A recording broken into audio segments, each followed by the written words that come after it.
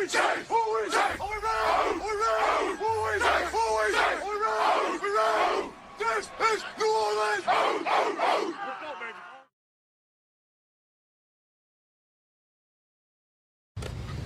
right, ready to go?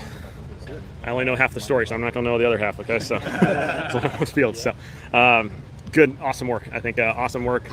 Appreciate Jacksonville coming down here, and I think it was a great day for both teams just to get a bunch of really good work. I felt like it was a positive day for our guys, and just from a standpoint of getting really good work for the ones and getting prepared for the season. And so, this is the first of 3 of these, but I love what we were able to accomplish today, and there's still a lot of lessons that we're going to have to learn from this. Kellen, what did you think of what you saw from the first team offense?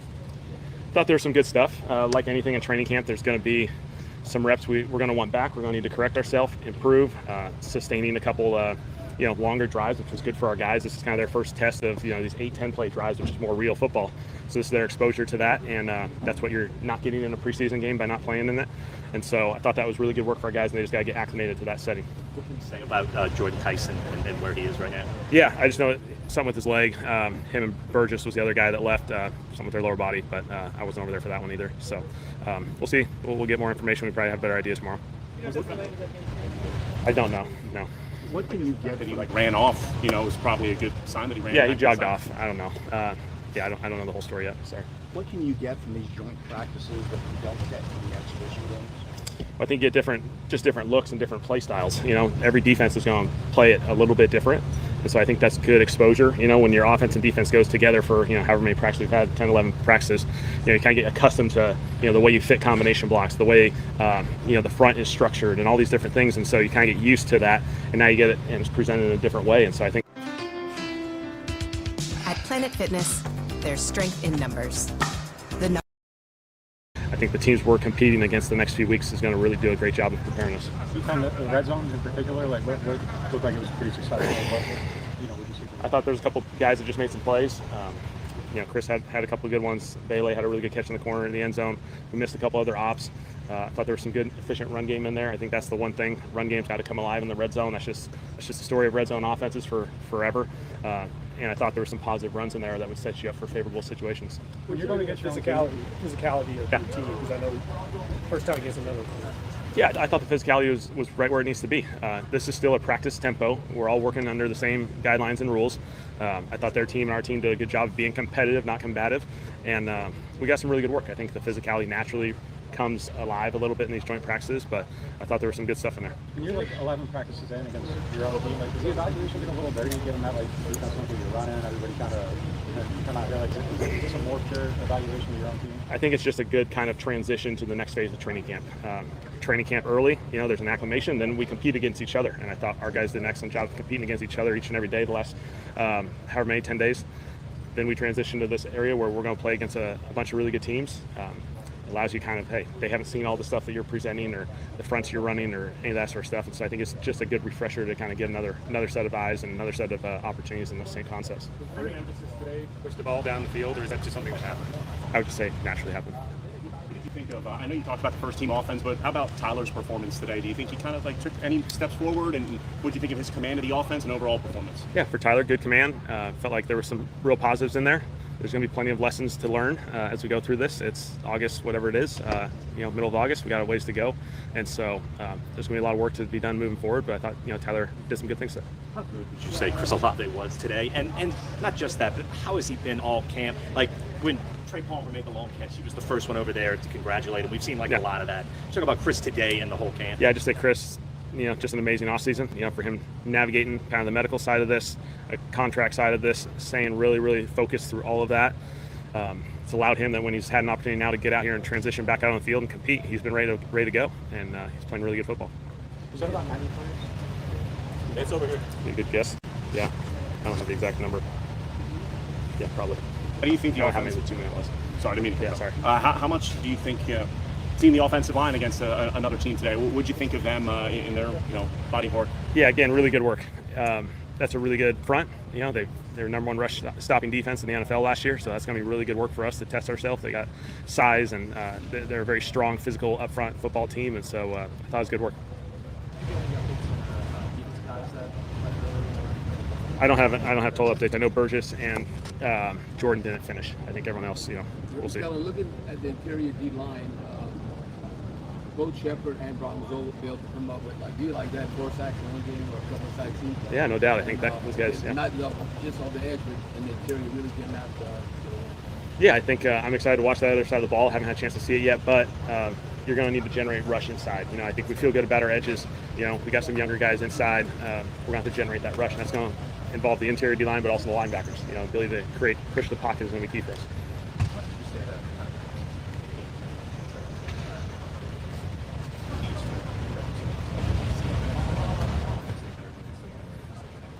I think there's just a back and forth through training camp. That's just inevitable. There's going to be days that go one side or days that go the other side, and you know, periods. And I think that's what training camp's all about. You got to test yourself. You got to be in uncomfortable situations and push through them. And you know, we're training not just schematically. We're training for a lot of things this time of year. What are you looking for when you install in a play, for instance, and the defense checks into kind of the perfect coverage for the play? What do you want to see from the offense in this part? Yeah, I think just trust your training and go back through your and if it's some home run ball and it's not there, we find the check down, we get a completion, and we train ourselves to create these really good habits, because inevitably we can dial this stuff up. You know, for example, on offense all season long, and sometimes it's not going to be what we want. And, you know, it's about finding the solution and finding the outlet or the run play, getting a dirty 3 or 4 yards on a run that you're trying to design. And so all really good work. And you mentioned yesterday kind of a desire for consistency. Yep. It's going to be a work in progress through camp. Consistency is what we're all striving for. That's part of what training camp's about. And so, we got a few more weeks that we got to get there, but we're making progress. Will Spencer start on Saturday? Yes. And will Deckers get in at all? Potentially, yes. Kelly, how do you evaluate in a setting like that when a defender comes clean, like Walker did on the one play, Tyler gets the ball off? Yeah. But Yeah, we'll have to watch. Yeah, we'll have to watch the film. I know there's always debate when you're not in fully padded situations, and so you just gotta watch the tape and look at it. Thanks, Kelly. Okay, thanks, guys.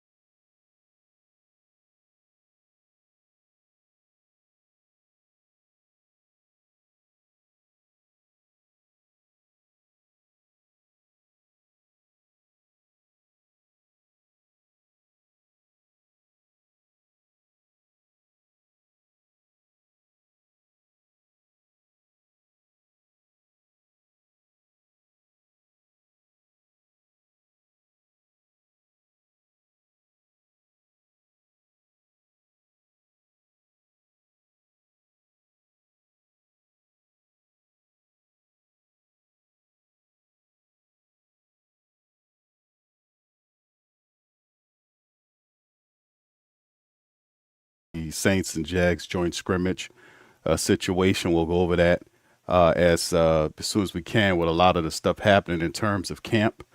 And then, of course, we'll play some of the video, actual scrimmage video that some are putting out that's covering most of this stuff. And we'll cover this 15-point camp diagnostic that we've seen with the black and gold before we go back to the pressers. But, man, listen, a couple of things have happened. Shout out to you guys. Hit the like button, hit the subscribe button, man. We up in this thing. Shout out to you for being in the stream, man. Big Q representing the mighty Who Dat Nation, man. This is brought to you by FanDuel. Y'all check out FanDuel for all your prop bets and all this kind of gravy stuff. But, man, listen, Chase Young is on the mic. We'll get back to a lot of that momentarily. Here's Chase Young to hear from him. He's the leader of the defense now. We need these challenges with other teams. It was hot today. We got tired, which was good. And I feel like we responded well. You said 6, like half a dozen? Half a dozen, man. Half a dozen. Just stand at it, man. Just stand at it. Keep my head down. Getting pushed. Setting the standard, and just keeping going. Chase, how encouraging was it the way you guys finished out in the 2 minutes? It was real good, man. Like I said, everybody was tired, right? Everybody was tired. Tired now. Shoot, and we communicated. We still was getting off the ball. I love what we put on tape today because it just showed how tough we were. Yeah, Chase, I was going to say, isn't that encouraging? Because all camp, that D-line has been doing that, been disruptive. Yeah. They kind of do it today and show that everything that you guys have been doing, and you can kind of validate it. Does that feel good? Definitely, ooh, definitely. You know, it was different team, different energy. It's hot. How are we gonna respond? And I feel like we responded the right way today. I feel like, you know, we could have been better. Obviously, we made mistakes, but at the same time, regardless of all of that, we came out. We was running around, we was flying around, and we played physical. I thought Shep had a really Great day, yeah. Great day as well. And it's kind of one of those guys, I feel like he's always under the radar. Shep is one of those dudes who you don't never have to worry about going hard. He's one of those dudes that's going to fall into plays because how his motor.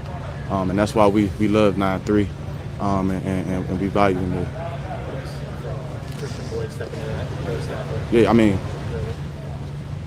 our whole D-line can do it. Don't matter from the top to bottom.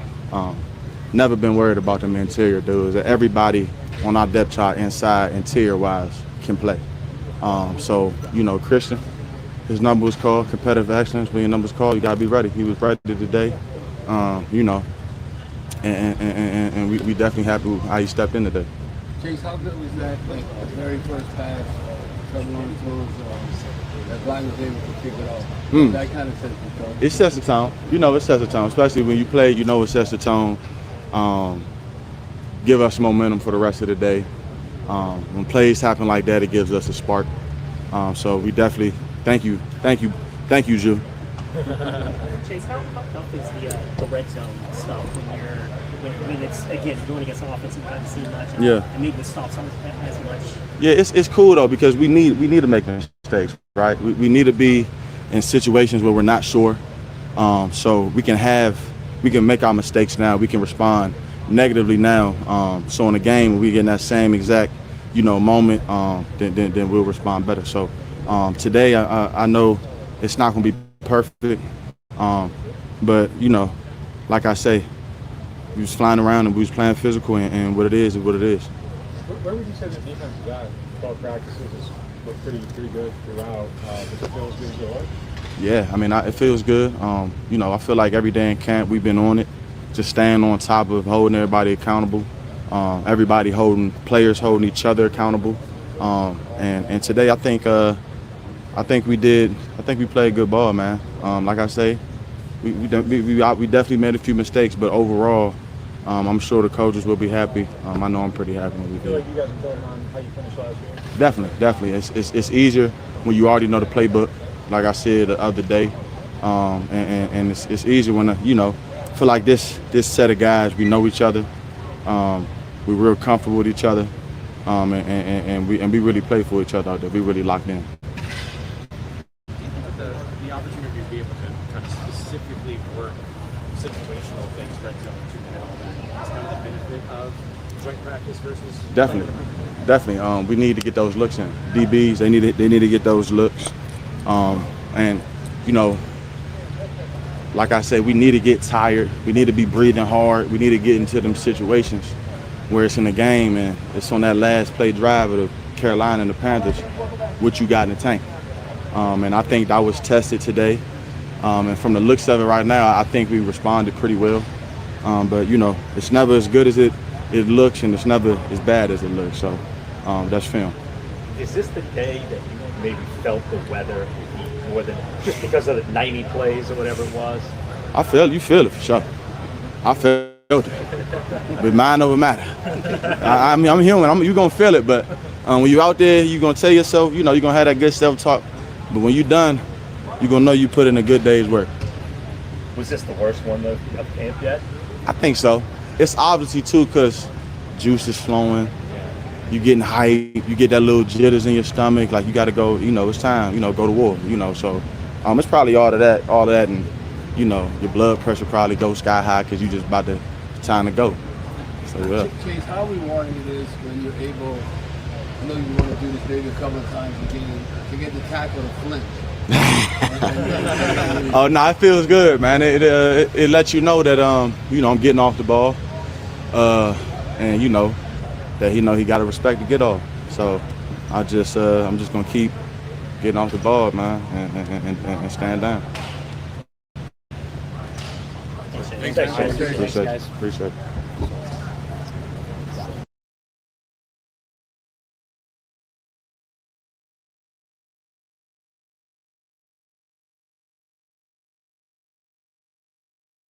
All right, Chase Young. That was Chase Young. Shout out to you guys for being in the stream. Much love to the fam. Y'all put one in the chat if y'all can hear me.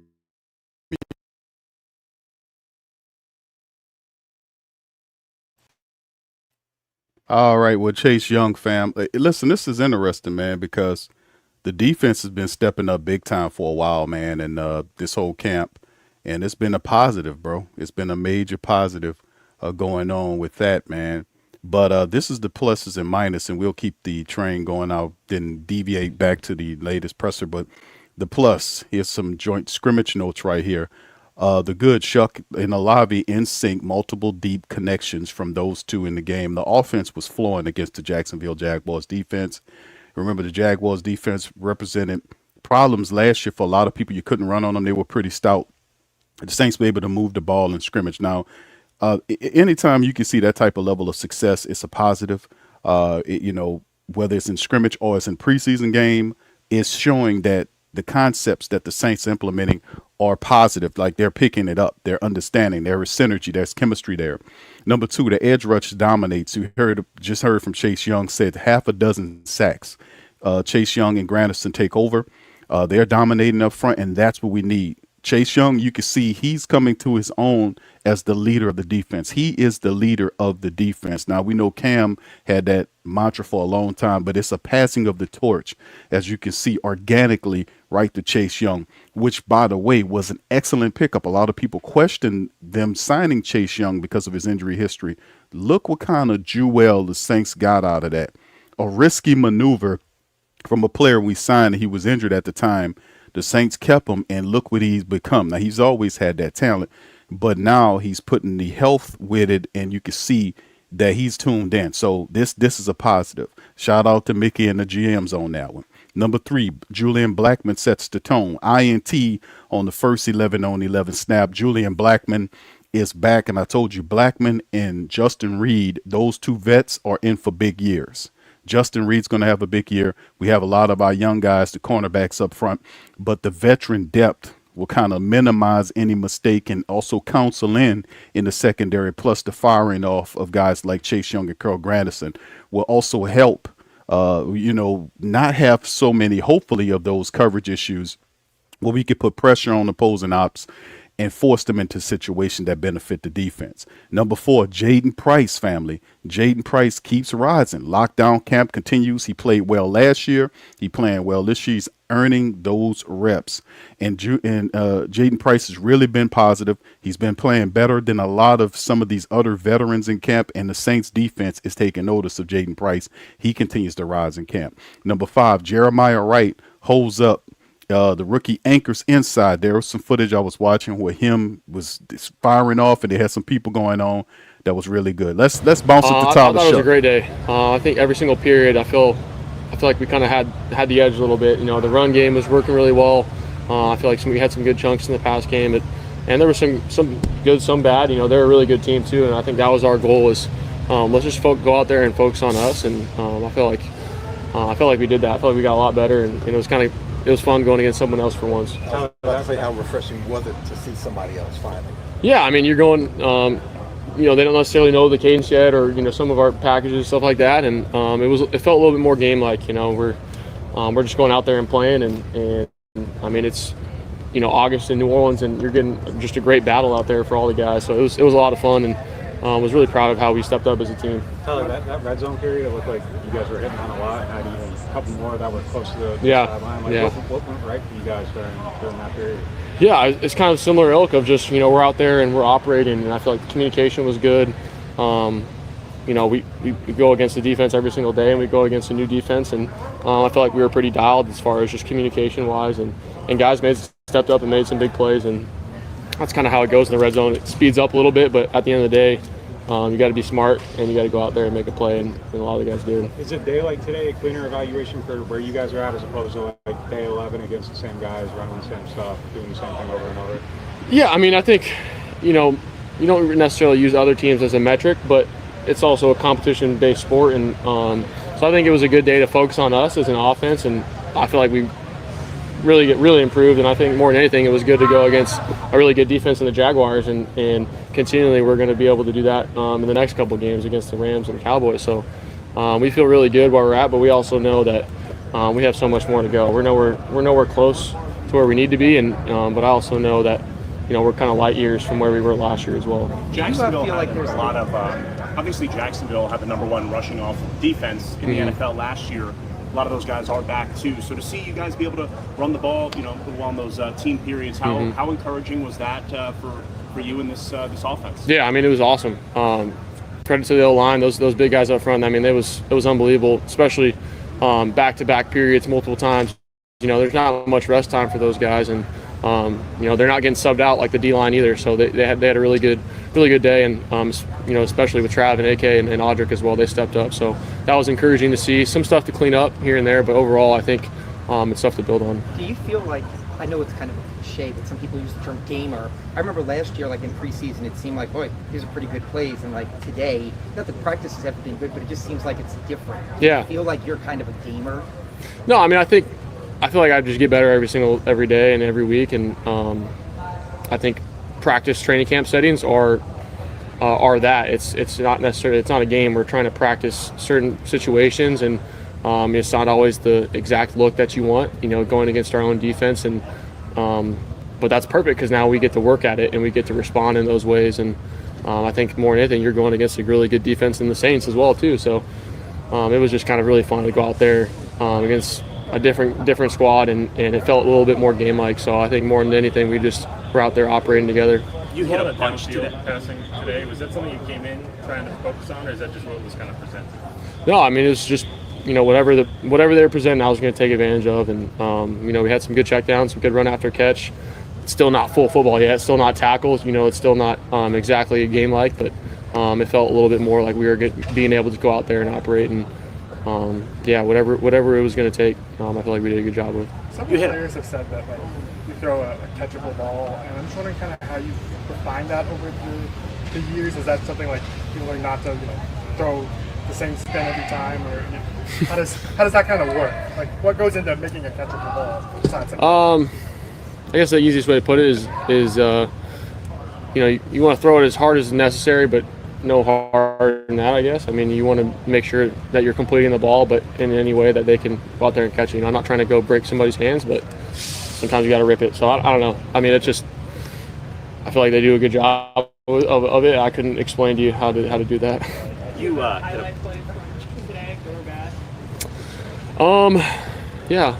think the two minute drive at the end was I think was a good highlight. I mean, the last period of the day, everyone's obviously exhausted, and to have clean communication there and go against that defense and finish strong with a game-winning field goal, that was really fun to finish there, because I think at the end it's you get fatigued and you got to step up, and I think that was a really good strong finish, even throughout practice, where I felt like overall it was positive, and there's some dips, but it was a good way to finish. How do you notice that, like being able to play through fatigue, whereas in a preseason you might see like a possession or something?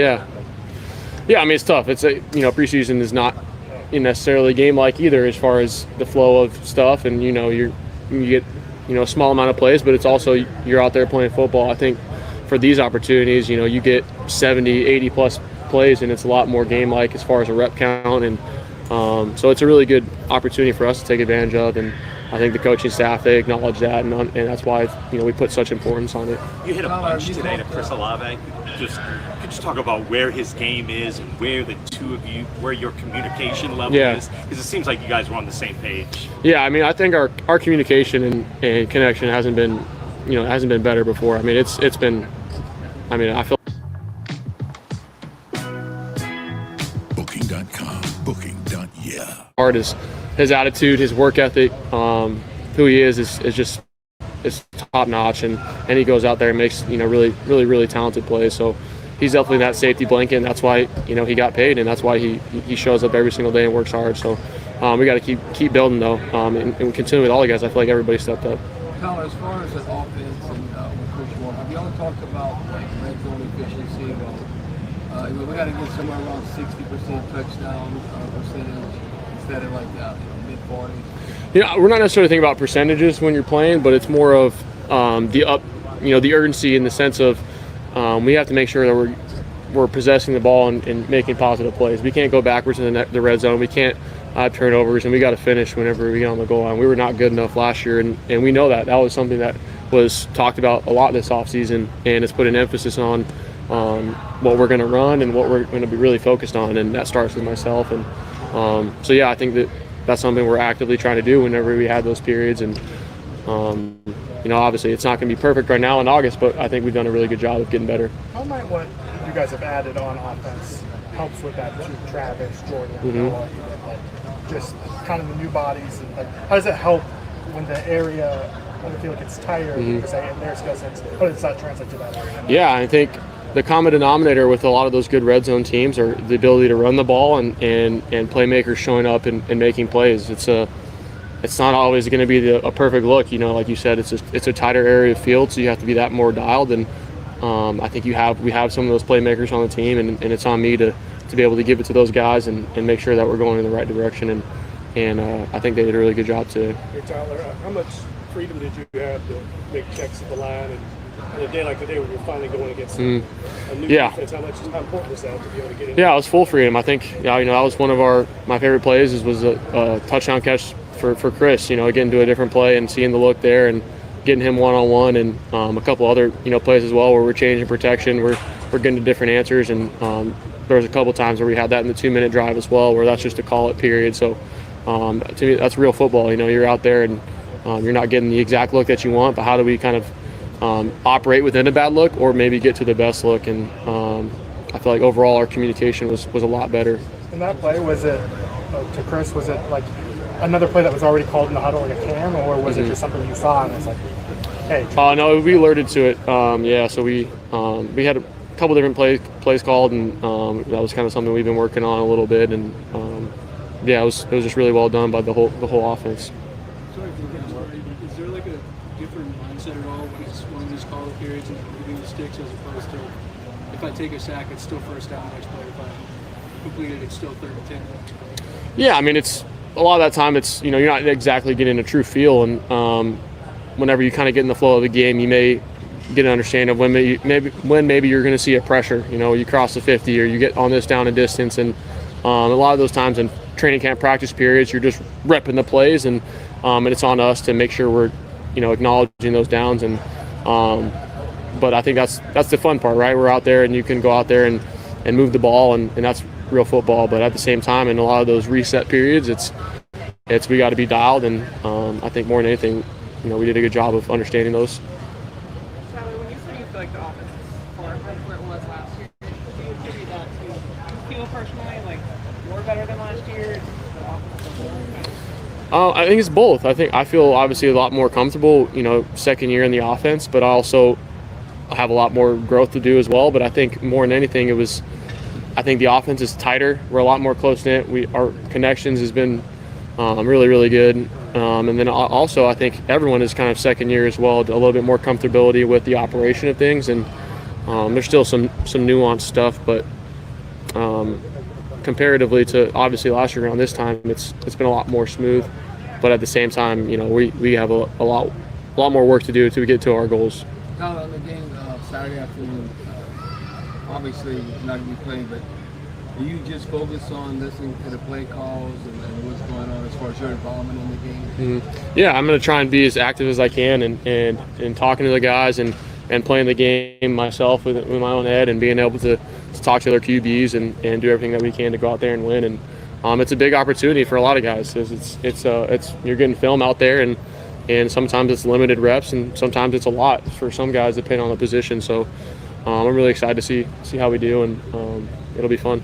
Proud of Trevor Lawrence out there. What kind of respect do you just have for this? Yeah, love that guy. He's such a good dude and obviously a really talented player. And we were in the same class, coming out of high school. I've known him, known him since he was at Elite 11 days, and obviously full circle moments there. You know, he's obviously had a really good career trajectory. Tyler Shuck is pretty old, man. You know, I've obviously had to battle through college days a little bit, and being able to kind of talk to him, and we had similar agents last year, the same agents, and going to dinner with him and just talking football, talking about family stuff, and really excited for him and his opportunity. They got a really good team, so it was great to talk to him and be able to chop it up.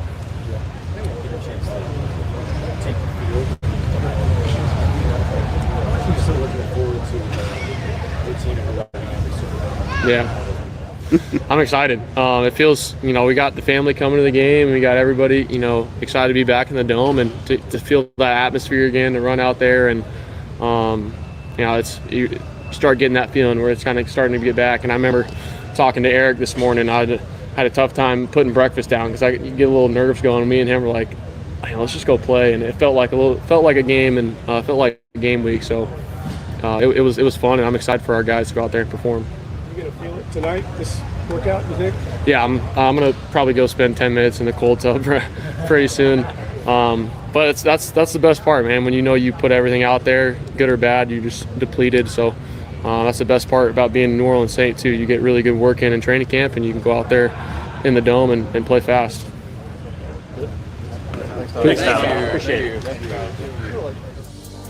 All right, shout out to Tyler Shuck, man, letting it all be known, man, on that, man. And by the looks of it, with the first team offense, man, to be quite honest with you, family, with that being said, now there's reports now that we know about what the Saints did and how they really laid it on the line in the scrimmages. Was reported a 2-hour scrimmage, very competitive, physical scrimmage with the Jacksonville Jaguars, that a lot of these guys won't be in the preseason game. I'm getting reports that Spencer Rattler will start. Here's Caden Ellis. Here we go.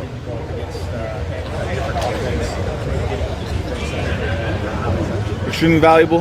You know, from a lot of different perspectives. Obviously, the X's and O's allows you to go against a different system, a different set of players, a different coach, and you know, test your rules and your plays and what you've been doing against someone else in a different way.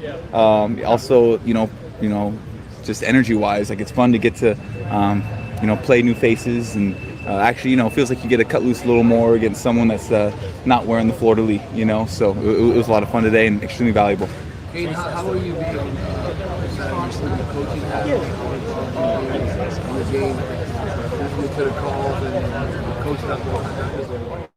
You know, I'll let my coaches coach. If you know, if I see anything, I'll give my little 2 cents every now and then. But for the most part, I'm just gonna be there for my guys, listen to the calls, you know, get the reps mentally, and encourage my teammates.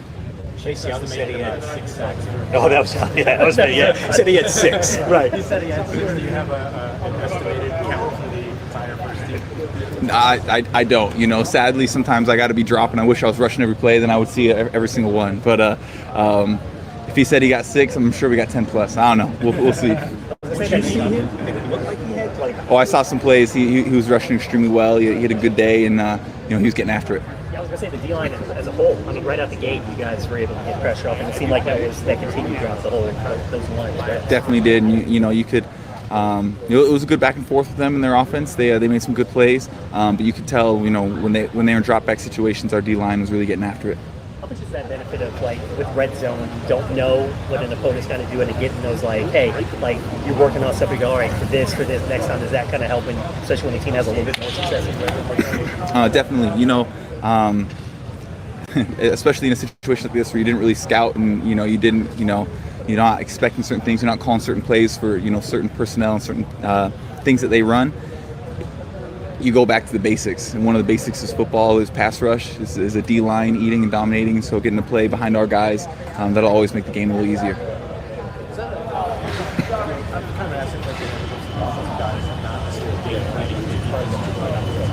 Defensively going up against your offense and not scouting and scheming, does that open up some almost freedom for you guys to how does that work?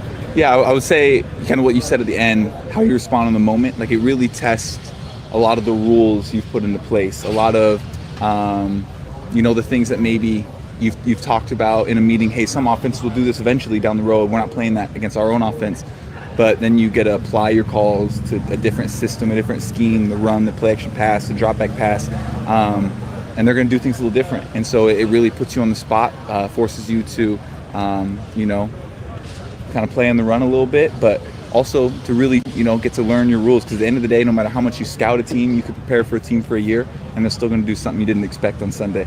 So it's a great natural opportunity to get to grow in that way.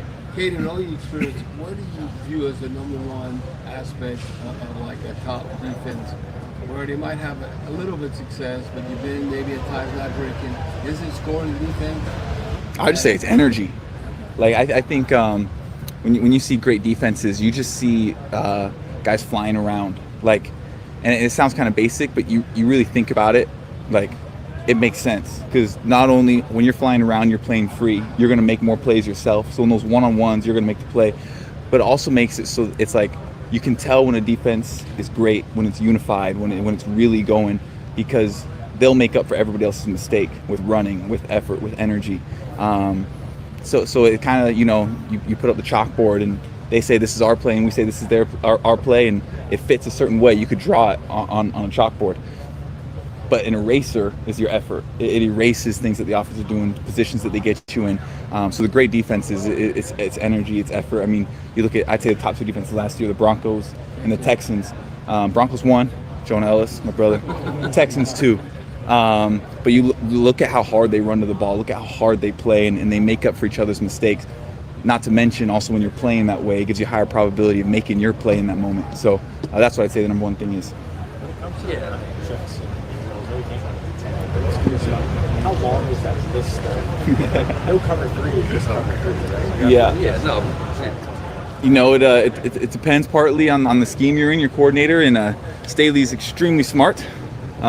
He's a professor, and so you know, we might have a few checks in there, but at the end of the day, it doesn't matter how much you got in there as long as you're detailed in it, and we're extremely detailed in ours, and so it's fun playing for him and really getting to memorize and learn and master his scheme.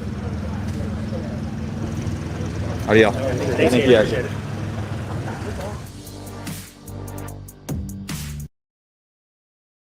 All right, Caden Ellis, man. He was in there talking some good game, man. Listen, man, let's get right back to it before we hop with the next group of interviews. Y'all hit the like button, hit the subscribe button. By all means, feel free to hype the stream, Big Q. Recapping the Saints-Jags joint practice situation that occurred today. A lot of positives occurred in camp today, and some other stuff, right? And we'll cover some of that. We talked about some of the things that occurred as well, and we're going to keep rehashing this thing. But here's Travis A-Chains on the mic. Let's go. Being able to go out there and play against my former team, you know, you build so many relationships, so many friendships. Things that are going like those principles I'm going to have for like a lifetime, you know. So I don't take those lightly, and just to be able to go out there. I know they're great competitors, know their mindset. So it was real great to go out there, and but it was just different, you know. But I'm grateful, you know, where I'm at now. So, and I kind of wish I was kind of playing the game, wish it was a real game, you know. So, didn't really have it set in stone. So, but it was good to go out there and compete. When you get work against the defense that was the best in the NFL against the run, how do you feel you all performed? What's that like when you work? I feel like I feel we performed good. I feel like we put good things out there on film, you know. I feel like we got to continue to grow and get better. And I feel like it kind of helps us just gel and get those real life reps that some teams don't get till game time, you know. So I just been go out there going against a different defense other than us. It was good to see what we did, you know, and be able to get a couple runs, get a couple things spring, and just see us all on one accord, all on one page, you know. It's still things we got to clean up, but it's going to come with time, you know. It's time on task, and just me to continue to learn my offensive linemen, learn how they move, learn how their shoulders work, and how their legs are like, just like a washing ball, hinge them, and you just kind of learn things, you know, and I feel like it was a great step in the right direction today. Well, Travis, what is your role? What is your role come Saturday? Is it just listening to the play call and envision? Maybe what would you do just from a sideline perspective, obviously? So what do you do Saturday? How involved are you? I mean, I'll be very involved. I mean, I want to be the person. If somebody comes on the sideline to ask a question, I want to back up the question like, what did I see? I can let them know. be able to give him my insight on what I thought he could have went, or if he did do a great job, you know, and be able to take mental reps. You know, you can never get enough mental reps. I feel like the mind don't know that it's a mental rep, honestly. So I go out there and just hit the calls, just see the things, and just play the game within the game.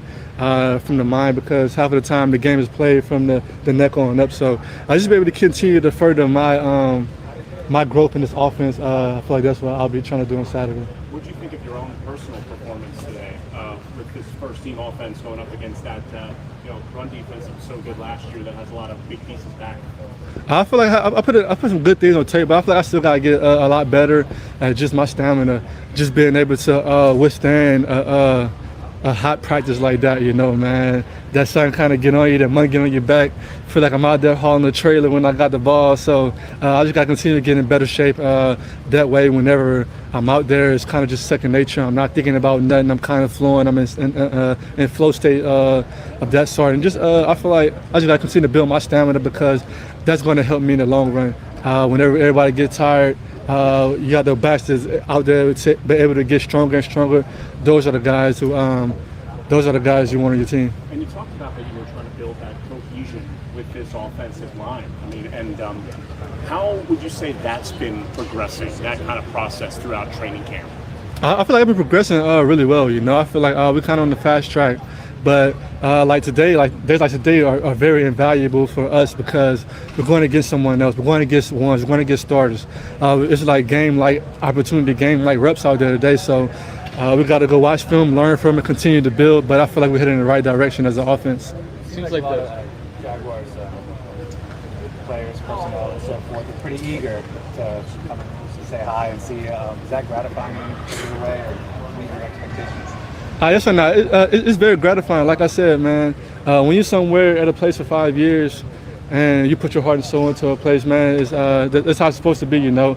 I feel like we all accomplished great things there, you know. It's just the business side of the NFL that things had to happen the way they happened. But at the end of the day, it's love from everyone. I still got love for them, you know. We're on different paths now, but I feel like their goal and our goal is still the same, trying to get a Super Bowl. This is kind of a niche question, but it seems like you guys have been running a good bit of screens lately in practice, and they've looked pretty good. It looks like they look like from your standpoint, just kind of a screen game. I mean, to be a good screen team, you have to practice the screens, you know. And I feel like Coach has been very he's been very in tune with it, trying to get those off, trying to get that practice, and get that camaraderie, go to camaraderie with the offensive line. Just Honey, I have a friend with benefits. What? Hey, Doug. Shaq is your friend with benefits? Yeah. Continue to just get the offensive line in space to where they can block things up, you know. And I feel like that's going to, if we continue to work on that and get good at that, that can be a big, valuable part of our offense, especially when you got guys like me and AK, who's very dangerous in space. So you get us out in space and get the offensive line in front of us, man. Those are going to be huge chunk plays out there. You can't take for granted. You can't just go on Sunday and just try to call the screen. Those are things you have to work on through training camp, and you've seen those things come to life for us, and just being very intentional about it. That's why we want to be good at it. Thank y'all.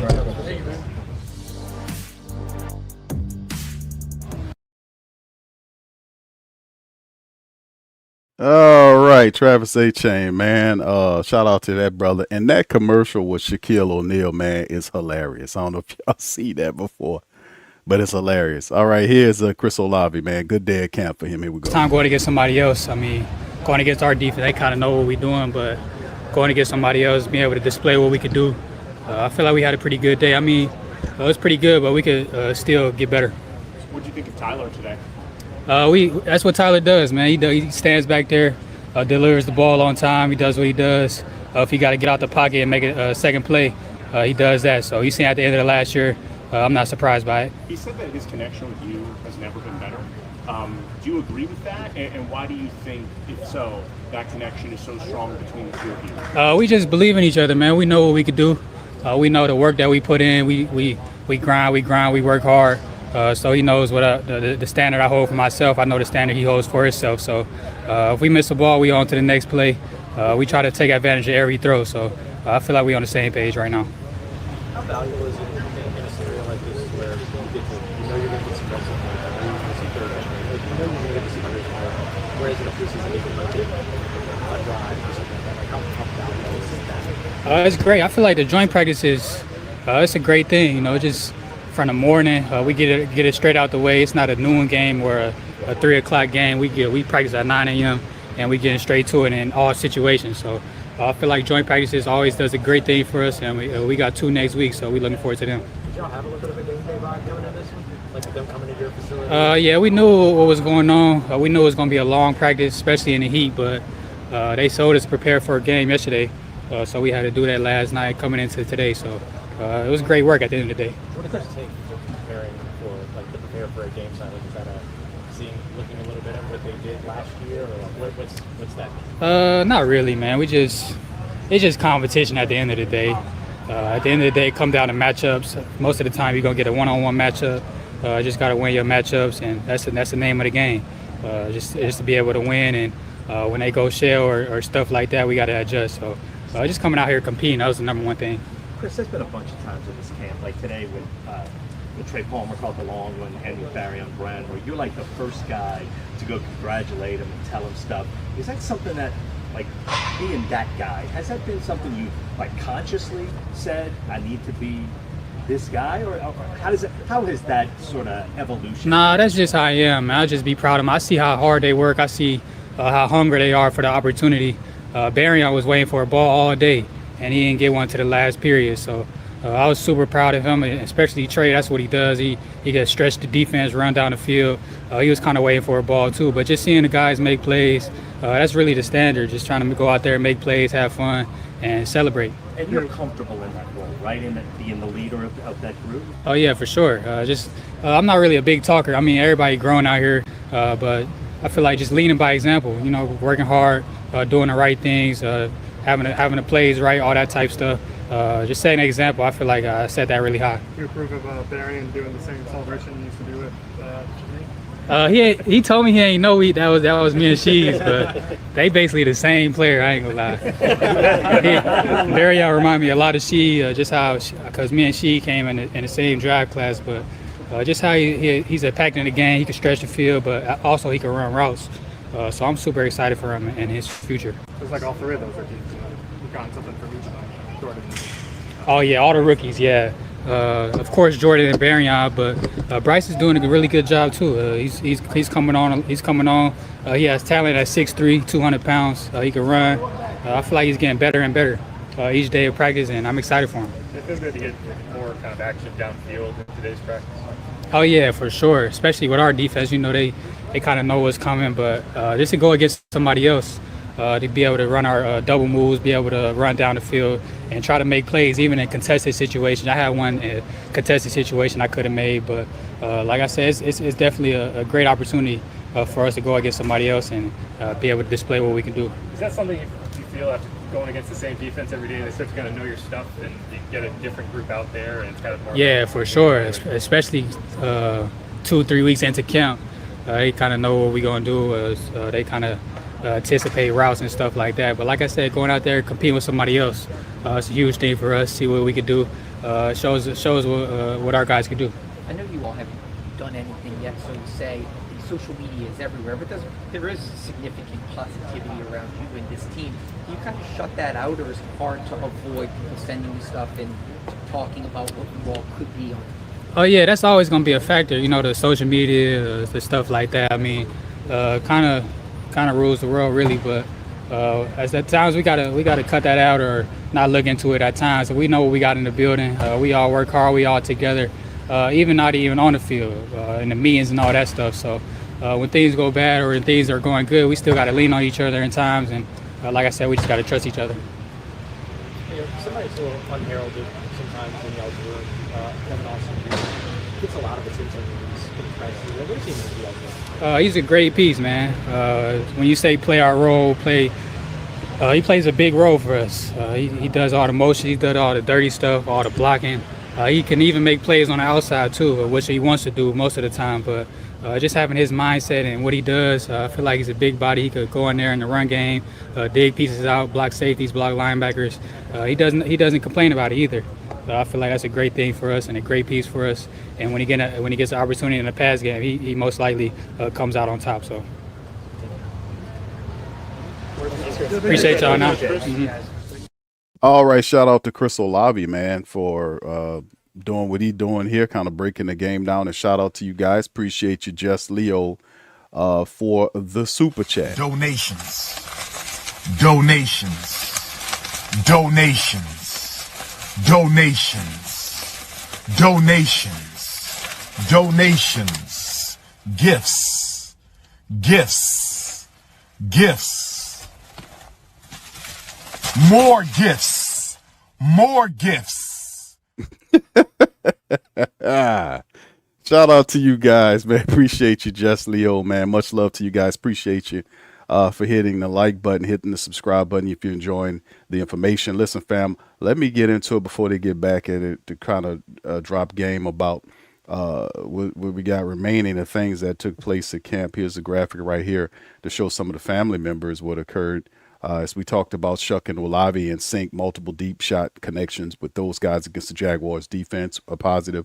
The edge rush dominated. Young and Granderson took over. Chase mentions half a dozen sacks between in the Saints defense. Number 3, Julian Blackman picked off the quarterback Tyler Lawrence, setting the tone of the Jags and Saints scrimmage. Interception on the first of the 11-on-11 snaps. And then, of course, the number 4 talking point that was good. Jaden Price, the young cornerback, keeps rising. Has some lockdown moments going on as he has a solid camp going on. And I really do hope that Jaden Price gets to be seen a lot more in the Saints defense, man. He's one of our young corners that's making a name for himself.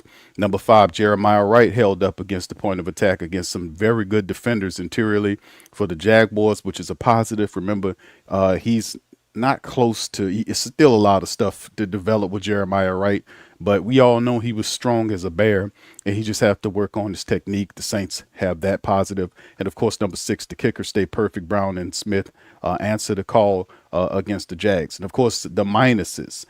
We talked about Dylan Redunce. ACL lead, that was a major void that's left. Who's going to step up in that position as the swing offensive lineman? The Saints are giving the young people an opportunity to see if they can step out. And that's also the same with the interior defensive line where Brian Brissy, young Saunders stepped in. Khalil Saunders stepped in.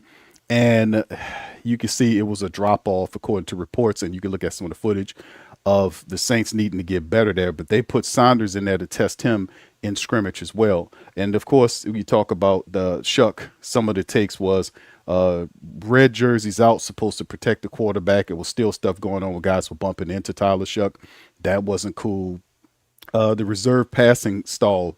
Zach Wilson got in there and the unit went 3 and out. So once the first team got off the field and you start seeing other quarterbacks and other units being led, they were not as impactful.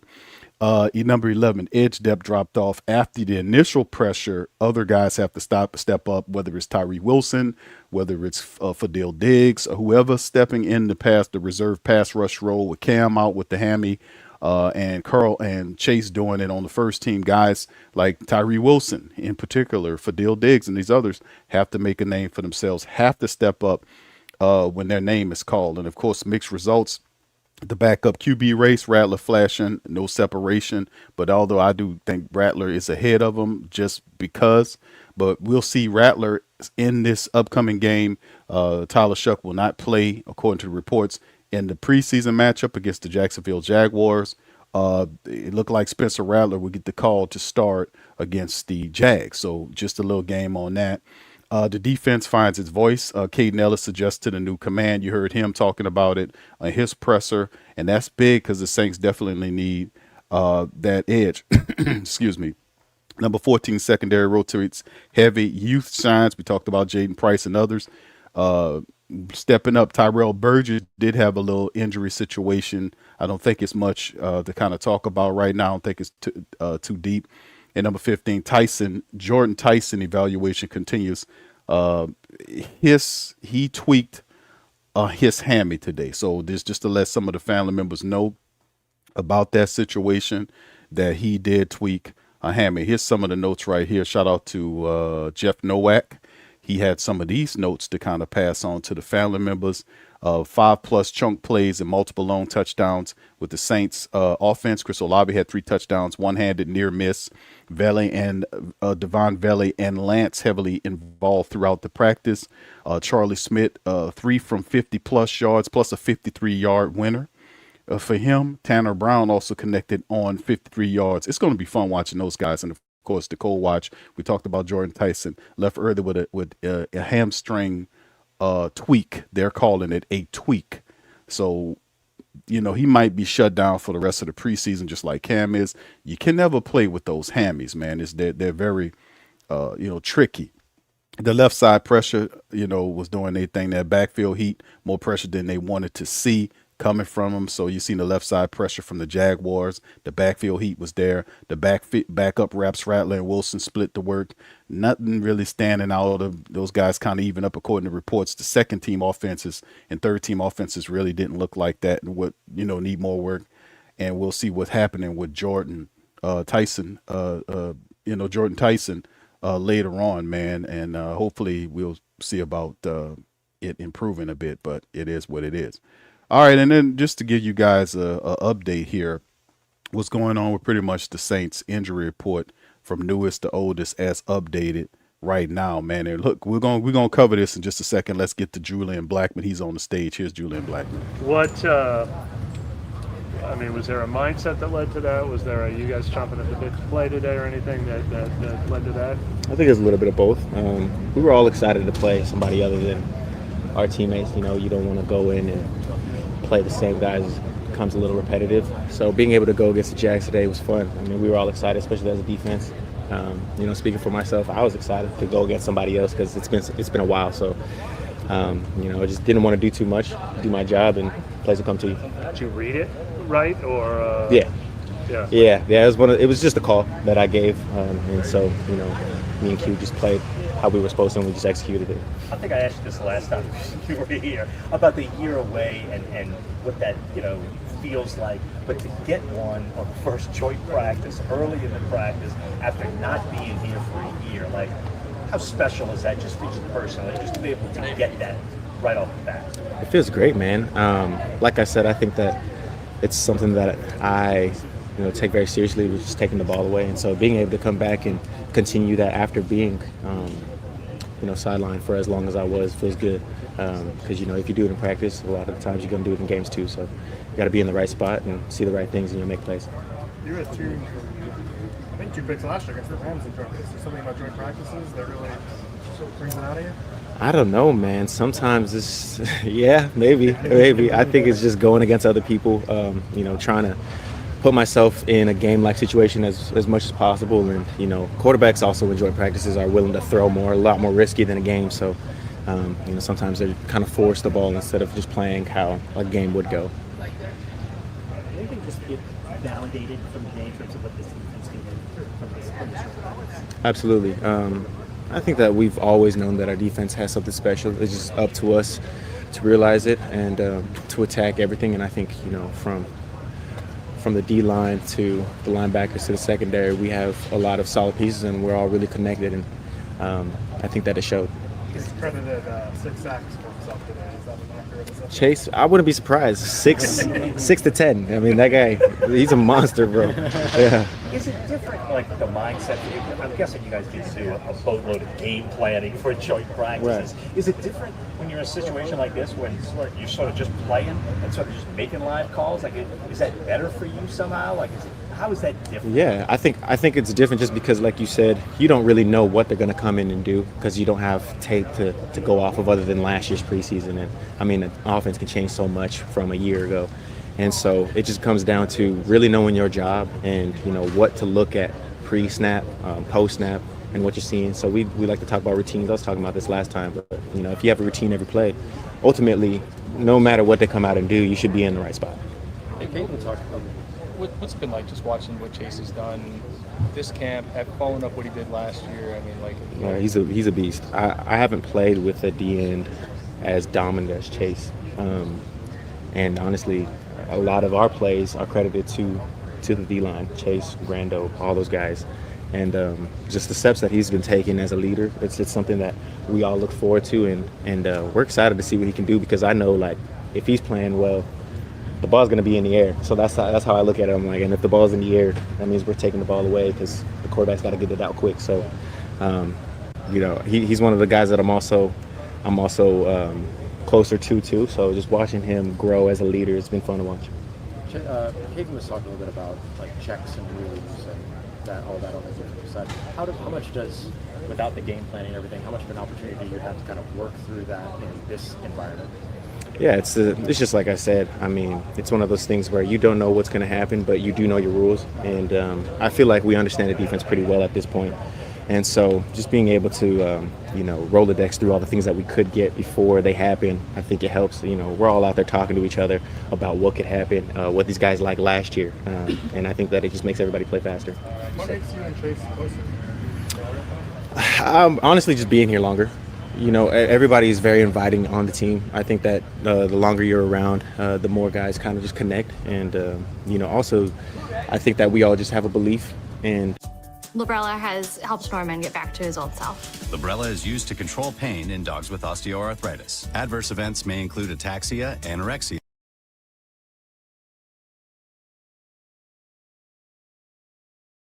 What do we not know about him? He's really a goofball.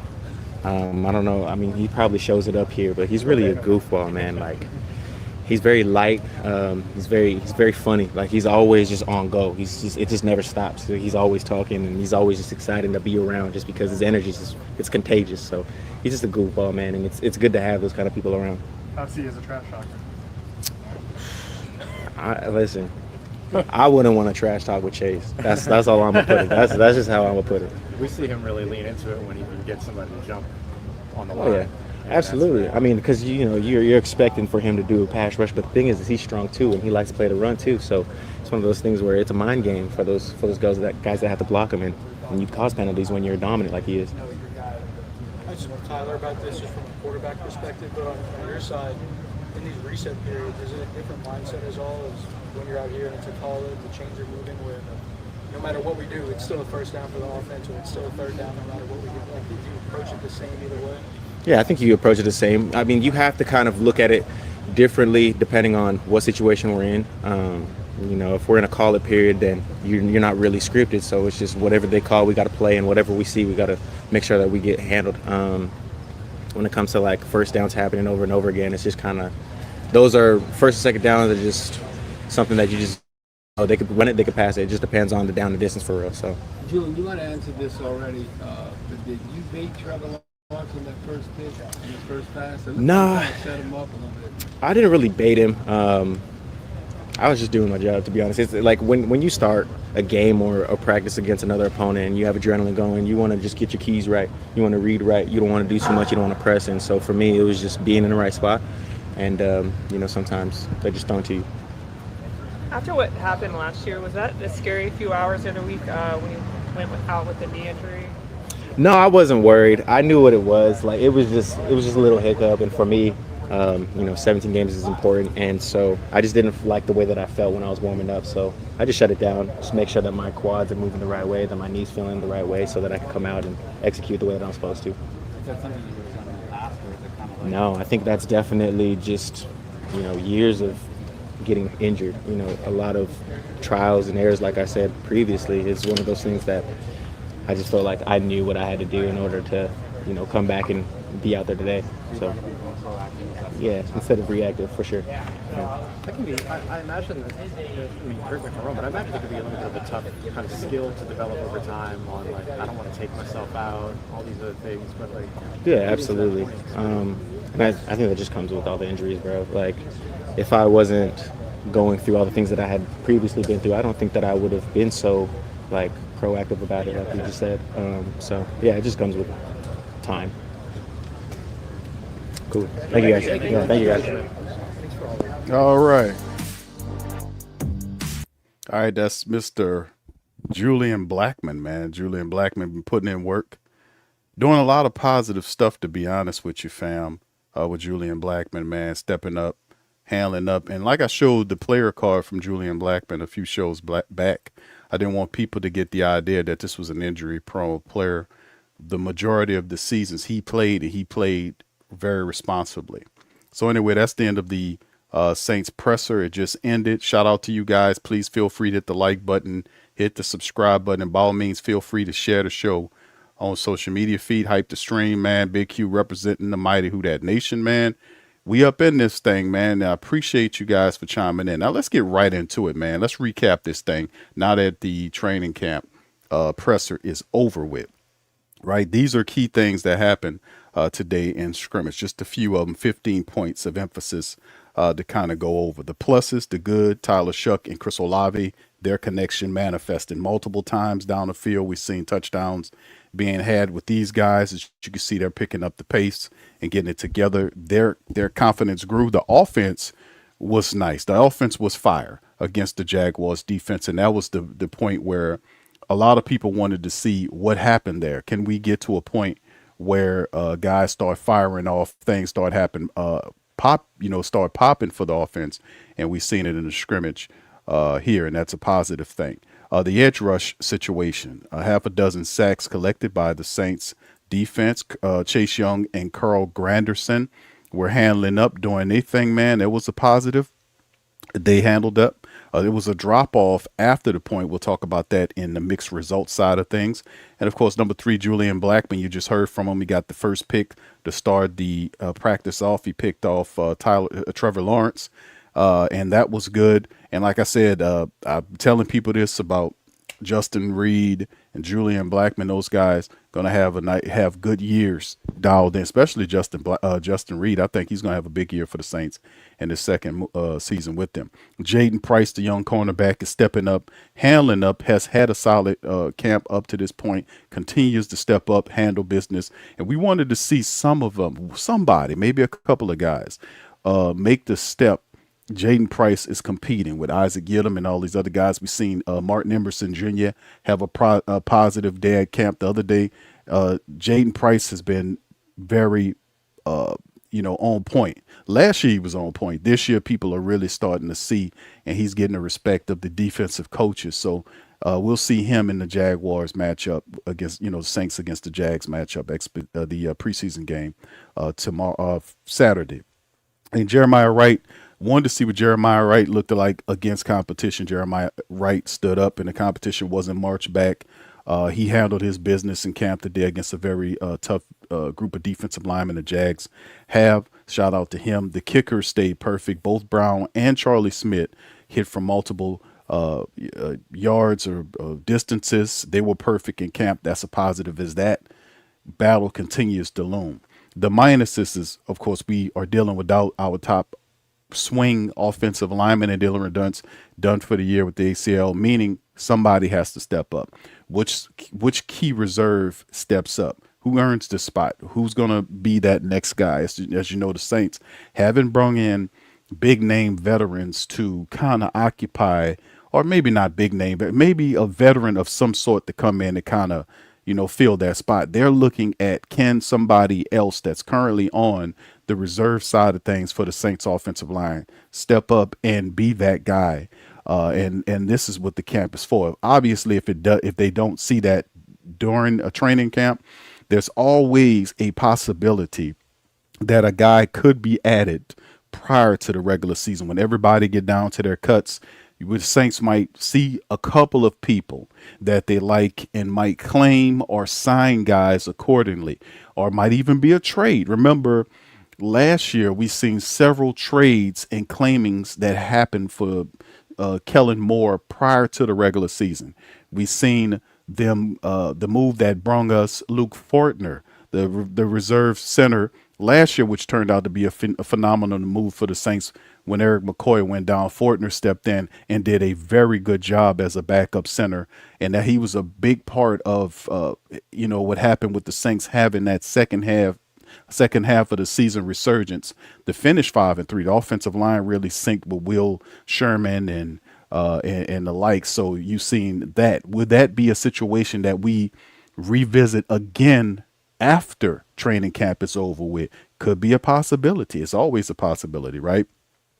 But for right now, who steps up? The interior defensive line thin. We've seen with Brian Bresee out. We've seen Divine Gacho is also out right now. He rolled his ankle. So John Ridgway's dealing with a little something. So right now, the Saints are having some issues interiorly wise with the defensive line. Which guys will step up? Now we do have a bunch of other guys that are there. Christian Boyd, Vernon Brockton, and a few others. Can these guys rise to the occasion? Can they step their game up? We know Christian Miller participated. A lot of people wanted to kind of bring him along slowly. They didn't want to just thrust him into the fire. This might be a fire thrusting situation. Sometimes you get it, sometimes you don't. He seems like he has the proper temperament to deal with either or. This type of action don't phase him. He's incredibly positive, and he's a guy that's not afraid of the moment. So it could be something that benefits him. Time will tell. And of course, Tyler Shuck in practice was cutting it up, but the thing is, guys kept bumping into him from the opposing team. And he's wearing a red jersey. That's not what's supposed to happen. So we have to make sure we protect that at all time. Make sure Tyler Shuck tries to stay out of harm's way in these physical scrimmages. And of course, the reserve passing stalls. Everybody in the second team, when Wilson got into the game, Zach Wilson got into the game, they were going 3 and out. Spencer Rattler, those guys didn't really had much separation going on with the second team units.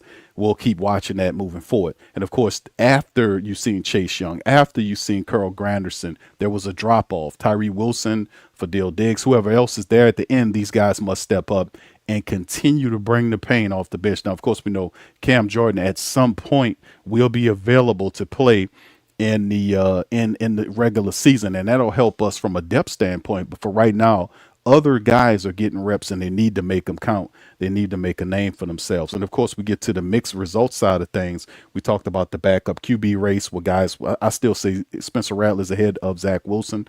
Currently, some believe they're separated. Not that much, but I disagree. I think Spencer Rattler got the job, even though, and you'll see a lot of it right now. This is just a scrimmage that occurred. We haven't gotten into the first preseason game. That's this upcoming Saturday. And then we'll really see what these guys can do in a real organized environment of football. And that's cool. So we know Spencer has the go ahead. For those who don't know, Spencer Rattler will start the matchup against the Jaguars. So we'll see some action there. And of course, 13 defense finds its voice. Caden Ellis is stepping up and commanding and moving and situating everything and seeing everything. We know he was intelligent. Somebody has to be the brains interiorly of the defense and take command there. And Caden Ellis is showing, hey, man, I might not be a Demario Davis, man, but I learned from Double D. He taught me the game when I was here, with my first stint right here. I'm back in New Orleans, man. I know what y'all want. I know what it's about.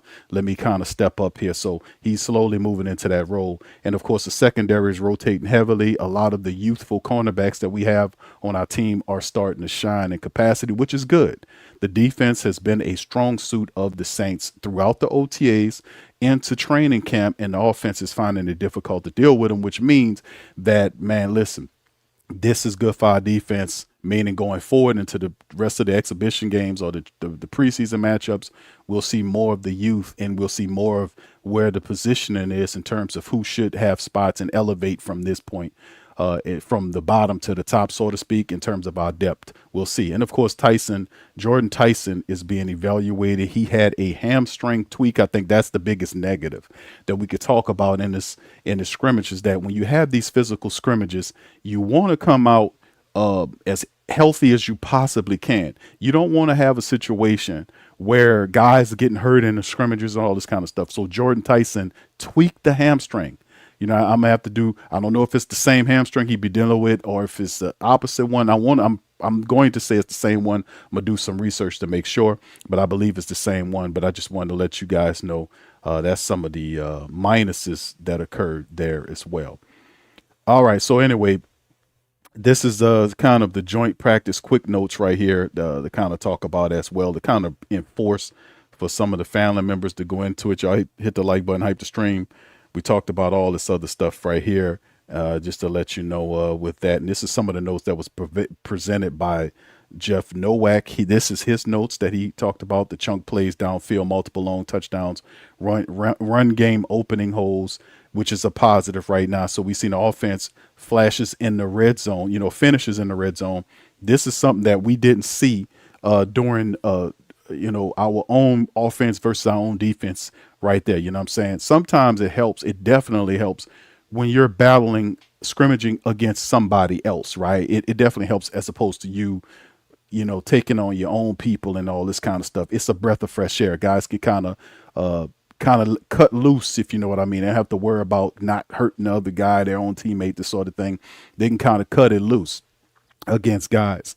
But the run game was opening up some holes. It finished in the red zone, which is something that we had concerns for. And I've said this on the previous broadcast, fam. Y'all hit the like button, hype the stream. I feel like if the vertical offense, right, the vertical offense that we have, that we're installing, along with Chris Olave, Jordan Tyson, Bryce Lance, Barian Brown, whether it be Kevin Austin Jr. or maybe Bub Means, Trey Palmer, those guys, whomever it is, right? That's going to be in the mix with the wide receivers outside the big guys that we talked about, the four or guys, the top four, maybe five guys, right? The top five guys. What's interesting is I'm looking at the running attack. Like if our offense can open up rush lanes for an explosive running back like Travis Etienne, right? This guy's a home run hitter, catches the ball out the backfield. We talked to Travis D. Holmes for the preview of the Saints. Y'all check that out if y'all didn't get a chance to do that, because he gave some real good insight about Travis Etienne. He talked about how in Jacksonville he struggled, with his blocking assignments, right? But when Lynn Cohen came in, the head coach of the Jaguars last year, led them to a 13-4 record. This guy gave game and kind of got Travis Etienne together. So y'all check that broadcast out if y'all. It's a lot of good game about the Jags that was in that preview stream. Now, reason I say that is because he's a complete back now. We've had this guy is explosive. He can hit outside, inside. If we're opening lanes for him to get to the second level, this guy is a one-cut, boom, explosive back. He takes off, open field, it's over with.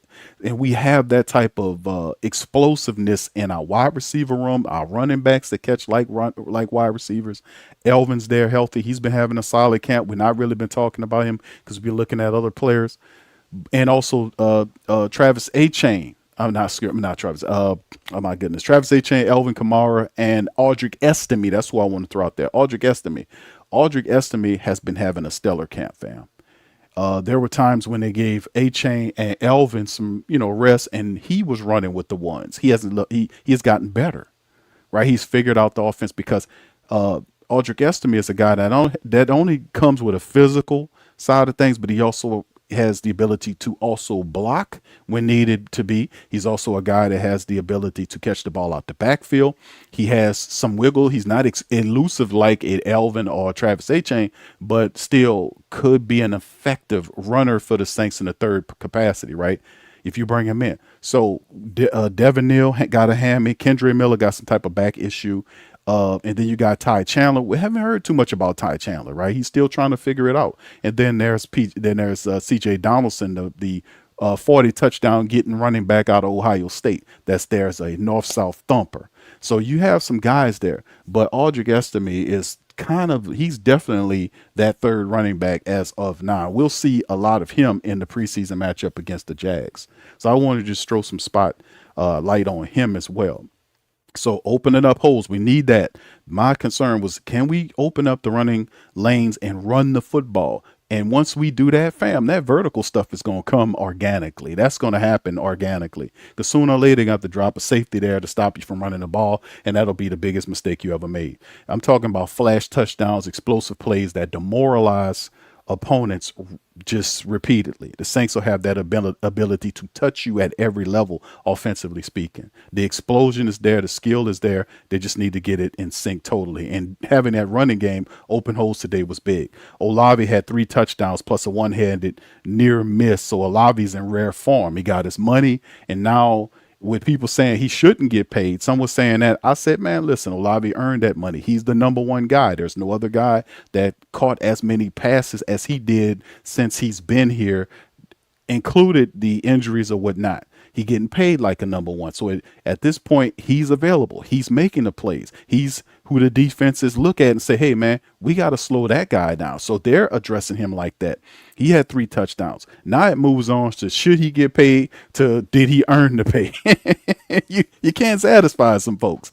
But nonetheless, the money will not hold him down. Just because he got fat pockets now don't mean that he will not be even more productive going into the future. Chris Olave will be productive because he ain't no diva. He not one of them guys that's going to lay down on you. He's going to make plays and make them consistently. And Steve Smith, who one of the greatest small wide receivers, called him a master route runner. He called him a professional, all kind of positive accolades coming from Steve Smith, who we had problems with that guy playing against him for a long time with Carolina. Then when he went over to Baltimore, he was a baller. Gave Olave all kind of love, but he had 3 touchdowns. Devine Vele and Bryce Lance were involved, frequent impact throughout the practice. So getting those guys, Vele 6'5", 40 time off the chain. Lance is a burner as well at 6'3". Those guys getting upfield, making plays. Big targets for Tyler Shuck to find upfield. That type of explosion, man, explosive receivers that we have is a positive for a big quarterback. He don't have to be accurate, just throw it in their vicinity or throw it ahead of them and they'll run up under it. That has to be a tremendous sigh of relief, right? He don't have to be too accurate. We just throw the ball in the vicinity and watch Bryce Lance run up under it, right? That's got to be cool. And, of course, the watch list, Tyson X's early apparent injury after several early catches. He was showing out in camp, tweaked his hamstring. Left side pressure, Trayvon Walker lived in the offensive backfield from the blind side. We got to watch that. Constant pressure. Now, Trayvon Walker is not some scrub or nothing. This guy in that defensive line, some of those guys there, they represented a very stout unit last year that was difficult to run on, that provided pressure. For the Saints to handle it in a way, we got to clean it up. But that's a test for Kelvin Banks Jr. He's coming into his second year.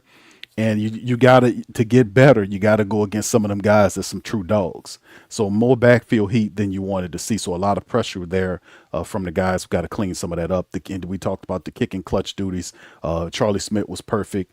3 from 50-plus yards, including a 53-yarder, 2-minute winner for him. And, of course, Tanner Brown was 5 for 6. He also drilled a 53-yarder in the 2-minute period. So there you go. Pressure answered. Major bounce-back kicking data. One of the biggest things to talk about with the kicker and Tanner Brown is the fact that he was a UFL kicker.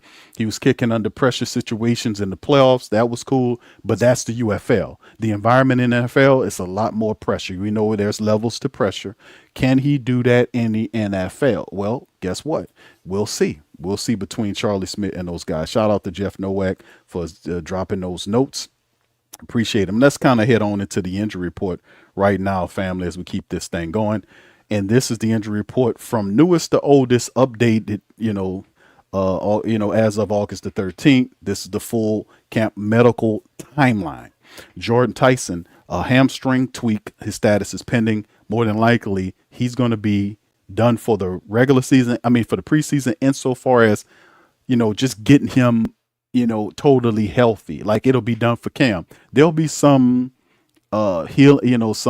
medical done to it, some eval done to it. But at the same time, you got to remember, we don't want to cause any more issues with it, because those hamstrings are really tricky, man. So I say he's doubtful for the matchup against, and I'm pretty much thinking that he'd probably be done for playing any preseason games till we get this hamstring situation resolved totally. Same with Cam. Christian Miller had a toe. He participated, played in the joint practice. We talked about Chris Olave and all this. He's available. He shined 3 touchdowns in the game. We know Dylan Redunce torn his ACL. He's done. He was placed on IR. Cam Jordan mid-camp, he had a hamstring issue and could miss time. The return timeline not yet set, but Kellen did tip his hat to, preseason pretty much is over with for Cam in terms of him playing, trying to get him healthy enough for what could be, we're looking at a month, right? We can assess 3 weeks to 3 weeks to 4 weeks before we see Cam in meaningful action. That'll give him opportunity to get the hammy together and kind of work him in slowly into the season. It could be a similar situation with Jordan Tyson, which then again presents more opportunities for other wide receivers to step up and make their names known to the Who Dat Nation's coaches. Divine Gacho rolled his ankle. Results still pitting. He did not return to that didn't happen in the joint practice that happened prior in another practice. He rolled that ankle. There's still nothing, word back on Divine Gacho on that. That's big to see what occurs right there. We know about Rajon Wright with the hip, Kendre Miller with the back. Missing multiple practices is not good. Jeremiah had a shoulder, but he came back and he did his thing. Brian Bressee's done for the year. He torn an ACL in a non-contact drill way back in day one of the camp. Xavier Harris, all that kind of stuff. He was waived after not being able to contribute. We know about Keyshawn Silver also, was waivers, reverted to waivers. Mason Tipton is still dealing with a tibia. He's on that PUP list. And Cody Hardy, who's a backup tight end, returned July the 34th. He was activated from the inactive list, and we haven't really heard too much from him. But you'll usually see guys like that involved in the Saints games way in the back of maybe the third quarter stuff, when you start seeing the fourth and fifth stringers come out and try to make a name for themselves. So this is the timeline, family. This is some of the injuries the Saints are currently dealing with at camp as it stands. So this is what we got right now.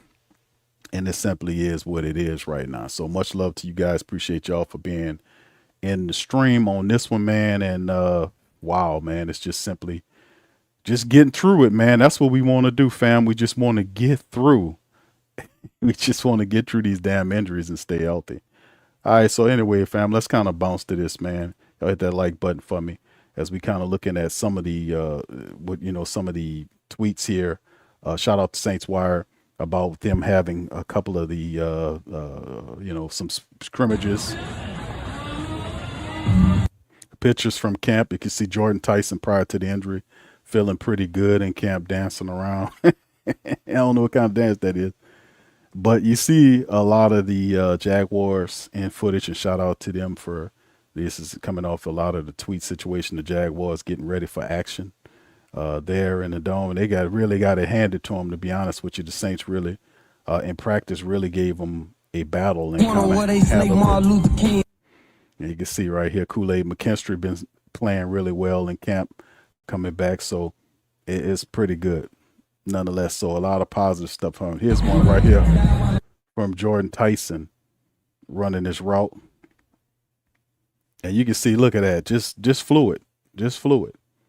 So, yeah, and this was prior to everything happening, man, and it's unfortunate, but we'll see what he got doing. This is one from tweet. These are different tweets and videos recorded by different people here. This was one from Nick Underhill showing the changing of the number here. This is the changing of the Jonas Sanker changed his number for family members that want to know who's number 7. Jonas Sanker now occupies Taysom Hill's former number. Like, who the hell is number 7? I thought Taysom was retired. Guess what, fam? A new number 7 is Jonas Sanker is your new number 7. We're going to have to get used to that, man.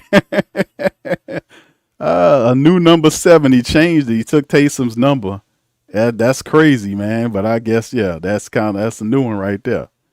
Jonas Sanker. How y'all like Jonas number 7? Is this is this proof now that he's going to be physical like a Taysom? He got number 7 now, man. That's crazy work. Interesting.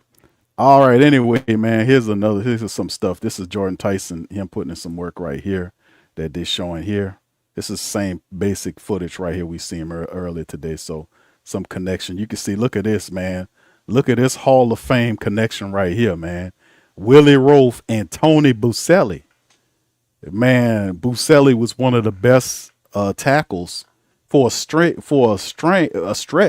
Boselli was one of the best tackles in the NFL. And you see, these are just two Hall of Fame level players. Willie Roaf and Tony Boselli talking game. Shout out to Willie Roaf, man. Willie Roaf hanging around camp here, man. All right. Here goes some stuff right. You can see the Jaguars there, Lee and Cohen having a discussion with Kellen Moore. And Kellen said, hey, man, listen, I ain't going to try to embarrass you too much, man. But Lee and Cohen, man, he's done, a tremendous job with the Jacksonville Jaguars. He came in there last year and they won 13 games. I know I've talked to Travis Holmes about that and what's the expectation for the Jaguars for this season, 13-4. And those folks want to see, hey, man, was this a fluke or can you do this again? Winning 13 games in his first year is pretty big because a lot of people didn't foresee that, man. But the Jaguars are the supporters of the Jags are very happy about that, man. Very happy about that. Here's some more footage right here that's occurring. This is a throw right here that Chris Olave made and put a little move on him right there and kind of stopped him. But yeah, this is the type of connections that we love to see right here. Here, let me kind of replay this thing right here. Let me see if I can increase the size right there. There you go. And look at him, went right over the top of the cornerback. It went right over the top of the cornerback. And the cornerback, look how the cornerback looking, man. He doing this flamingo type thing going on. What's all this about? He went for the ball. And this is the thing. That's concentration, man. Because look, the ball is here. He jumps perfectly. Hands are extended. Cornerback is around his vicinity. What does Chris Olave do? He focuses on the ball. Look at the ball coming. Times it perfectly. Gets up. Hands it. Boom. Receive all that. He does the parallel. He's a flamingo now. And Chris Olave then gathers the ball, brings it in, turns upfield, and picks up an additional 15 yards on the run before he's touchdown. So it's positive, man. It's positive, man. It's very positive to see that, and that's why I was like, good having Chris Olave healthy here. As you see, multiple tweets. Here's some more footage right here, talking about some of the good vibes right here as well. And you can see a little dancing going on, and this was prior to everything going on. Yeah, Jordan Tyson was happy today, man, before all of the other stuff happened. So very positive. Here's some more stuff right here, the active hands right here. You can see the tight end battle right here. This is another one. That's a throw by Zach Wilson to Kevin Austin Jr. off to the sideline right there. Nice throw right there. And Kevin Austin trying to make some plays right there. The Jags showing some stuff. Here's the one with Tyler Shuck right here looking, and throwing. Nice dart from Tyler, right? Look at that. And fine. This is a close-up of the play we just talked about, fam, when he threw the ball over the flamingo. And there's a nice throw right here. Seeing him the whole way and just delivered it. And look at the guy here waving at it. And then he turned into a flamingo. And then he was able to gather, collect, turn upfield, and pick up an additional. You got some yak on the plate. That's what we talking about with Chris Olave, man. Making plays and making things happen. Yeah, and I think this is the same play. It's the same. Yeah, this is the same play right here. Them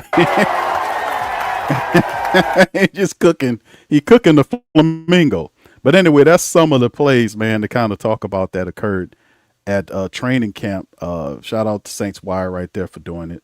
One of the biggest things to kind of talk about, ladies and gentlemen, is the fact that negative is the fact that we know that Jordan Tyson tweaked that hammy. That's not a good thing, man. So we'll just be looking out for it. But the thing is, fam, there's a lot of time between now and the season. So I'm not really kind of tripping on that. We know Jordan Tyson is a guy that we know that's going to be there. He's going to step up and handle business for the Who Dat Nation. We know based on some of the stuff that we've seen from Jordan in camp during the OTAs that we just got to get the kid healthy, man, and get him out there, man. And that should be the main thing for the Saints right now is getting both Cam Jordan and Jordan Tyson, both Jordans, Cam Jordan, Jordan Tyson, dealing with both of them guys dealing with hamstring. That's crazy. Cam Jordan and Jordan Tyson dealing with hamstring issues right now. You can't make that up.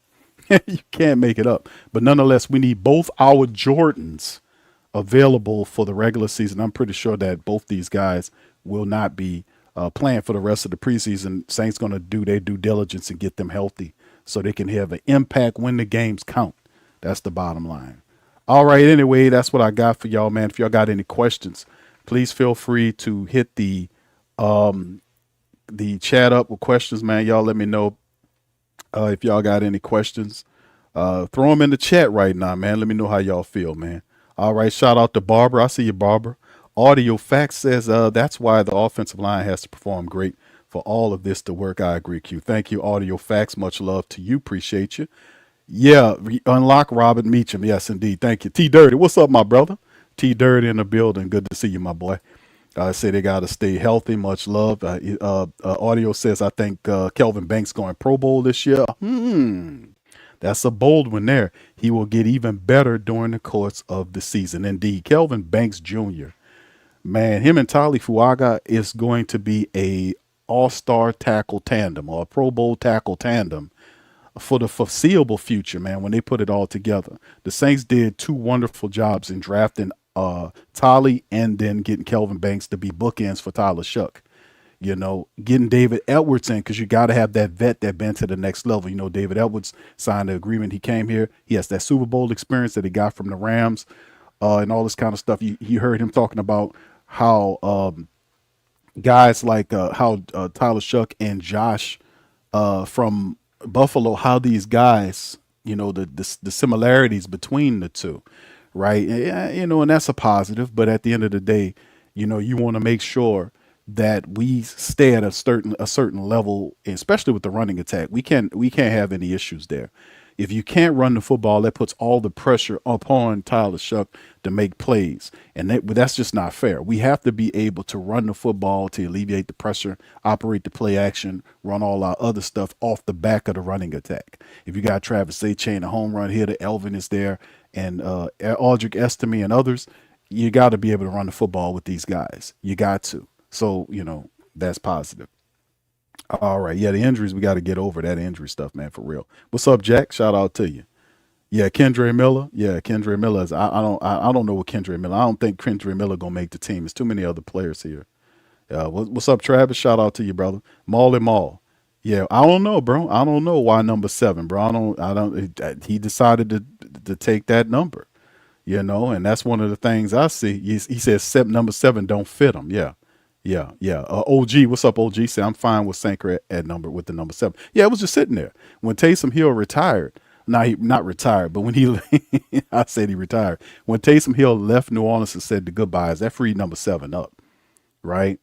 That freed number 7 up. So which presents an interesting question.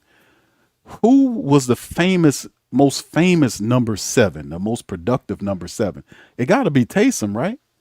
Who else wore number 7 that was, you know, really great for the Saints, right? Is Taysom Hill the greatest number 7 player for the Saints? You know, let me look that up. Hold on. Let me look up who wore number 7. Because I have to say it's Taysom. I'm going to just say it straight up. Hold on, fam. Let me look that up. That kind of spiked some interest right there for the great Saint think tank. No. Damn, how could I forget that? Martin Anderson. Martin Anderson is the greatest number 7 to ever put it together. Taysom Hill would be number 7. Yeah, the other 7. It's Martin Anderson. How could I forget that? Martin Anderson is the greatest number 7 to ever wear. How could we forget that? I forgot the hell. Martin Anderson, family. The great Martin Anderson. Didn't he wear number 7? No, hold on. I'm going way back in the day. I want to say Martin. Yeah, Martin Anderson wore number 7. Let me look up who else. Not really. And Taysom Hill. That's the best too. The top, Martin Anderson, you're a Hall of Famer. 196 games, the most for this number. Taysom Hill wore it, number 7. And then you had guys like Danny Waffle, spent 3 years with the Saints. Steve Weatherford, y'all remember Steve Weatherford, the punter? He was 2 years with it. Ben Graham, back in 2008, was an Australian punter. Luke McCown, he wore the number as a backup behind Drew Brees. Tony Lionheart, way back in 1972. He was the first to wear number 7. So you're going way back. So that's a few of the guys that actually wore number 7. Martin Anderson obviously is the greatest, followed by Taysom Hill. So I just something that just popped up in my mind, like who's that? But now Jonas Sanker's wearing it. So there you go. All right, Marley says we're all doing better than. Oh man, yes, we are doing better. That man's not here anymore, bro. He's not here anymore, man. Damn, Maul, why you said that, dude? And what has that got to do with anything, bro? I mean, what is that? Yeah, we all doing better than Lindsey Graham. Lindsey Graham is not here anymore, bro. Well, my question to you, Maul, is what the hell does that got to do with anything? I don't mean to laugh, but that just came out of way out in left field somewhere. I don't get that one, Maul. You got to break that one down, brother. What the hell does that got to do with anything we talking about right now? IT Dirty says Kendra gonna get hurt on his way out. He already hurt, bro. I don't know what's going on here, man. I just want the brother to do, to get better. I just want the man to get healthy again and be able to get back on the field and do what he loved to do, fam. That's all I'm saying. I think it's but like I said, and I showed you guys on the Saints depth chart, the Saints right now, man, listen, man, the Saints ain't tripping on that, man. They're not tripping on the fact that Kendre Miller is hurt. Kendre Miller's been hurt for a while. He only played 21 games. I was looking all this up just to figure it out. And Kendre Miller only played 21 games in his time. He's 24 years old. He played 21 total games during his time as a New Orleans Saints player. Now, regular season is 17 games, right? The bye kicks in, that's 8. You don't play, but 17 games. So he playing less than half the games per year. So we've already, out of the 3 years that he's been here, the 4 years that he's been hurt every year, including the 4th and final year of his rookie deal in which the Saints picked him up with the 3rd round pick back in 2023. It's unfortunate. It really is. And it just goes to show you your best ability is your availability. And the man is not there. It's not there. All right. Jack says open 7 days a week if in coverage. All right. All right. Kendre's eating his spinach. He need to be eating his spinach. Hopefully he ain't eating enough spinach. What's up, Benny? Yeah. Your Jordan Tyson did look good prior to him getting hurt. Man, unfortunate, man. Very unfortunate, bro. Very unfortunate that he got hurt, man. Hold on, let me change this font. I don't know why all of a sudden this font is doing this. Bam, give me a second. Let me change this crazy font. There you go. All right, anyway, Ro, what's up, Ro? He said, I'd rather be closed up 7 days a week, meaning locked up. Okay. Okay. Go get us, says Tyson. Getting hurt already. Yeah, it's unfortunate, man. But like I said, he tweaked it, Jay Huntsberry. He didn't, he called it a tweak. That's the term. He tweaked it. Now we'll know more about it later on. What's up, Uncle Deuce? Shout out to you, my boy. Good to see you in the chat, man. Audio Facts says Tyson doesn't need a snap of preseason. Bro, got to get them hamstrings. I agree. 1,000%. Audio Facts. That's facts. Yeah, that is facts. Because, we know he could play. He showed us during the OTAs and up to this point that he can pick up the system.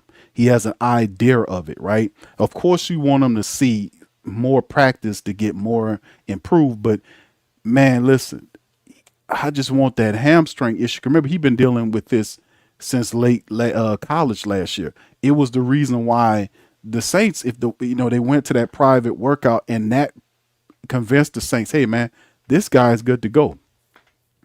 He was all right, and then there's something else. But best believe when you got guys on the team like Ted Rath, they're going to make sure that he's 100%. Both him and Cam, man. They're going to shut those guys down. Them hamstrings going to be 100% healthy when the time comes. All right. Yeah. All right, Abby, what's up, bro? Says Underhill post that he's hearing that Jordan Tyson hamstring injury is not exactly. That's why. That's Nick said that, and a couple of other people said the same thing. So they obviously are hearing it from inside the coaching staff that it's not a serious. That's why they termed it as a tweak. He didn't tear or this kind of stuff. They said they tweaked it because he actually. They said he. I think they said he ran off. Not ran off, but he might have kind of walked off. He wasn't limping or none of this kind of stuff. So it just showed the way they seen him when he happened and how he kind of walked off or kind of not walked off or he didn't run off, but he kind of, I guess, jogged off. They didn't see any real lag in his step or this sort of thing, you know? So yeah, tweak. So that's good. That means that, he'll be back. All right. Pam and shout out to you, said the kickers. How did they do? Punter, how was he? According to what we seeing, that the kickers did fine. They were perfect. I think one report said that Tanner Brown, Charlie Smith was perfect. He had a 53-yarder. Tanner Brown, the UFL kicker, also some reports said that he was perfect. One report said he missed one. So regardless or not, they did good. And I didn't hear anything about the punter. Although in scrimmage, prior to the scrimmage, the punter is doing right. His name is Wright. Wright is kicking ass. Like, I mean, he's booting the ball. The special teams coaches are, is happy. Kellen Moore gave him accolades. He's been solid all camp, and people are really excited about it. The guy got a gun for a leg, and it was about time, man. All right, thank you, Pam, and shout out to you.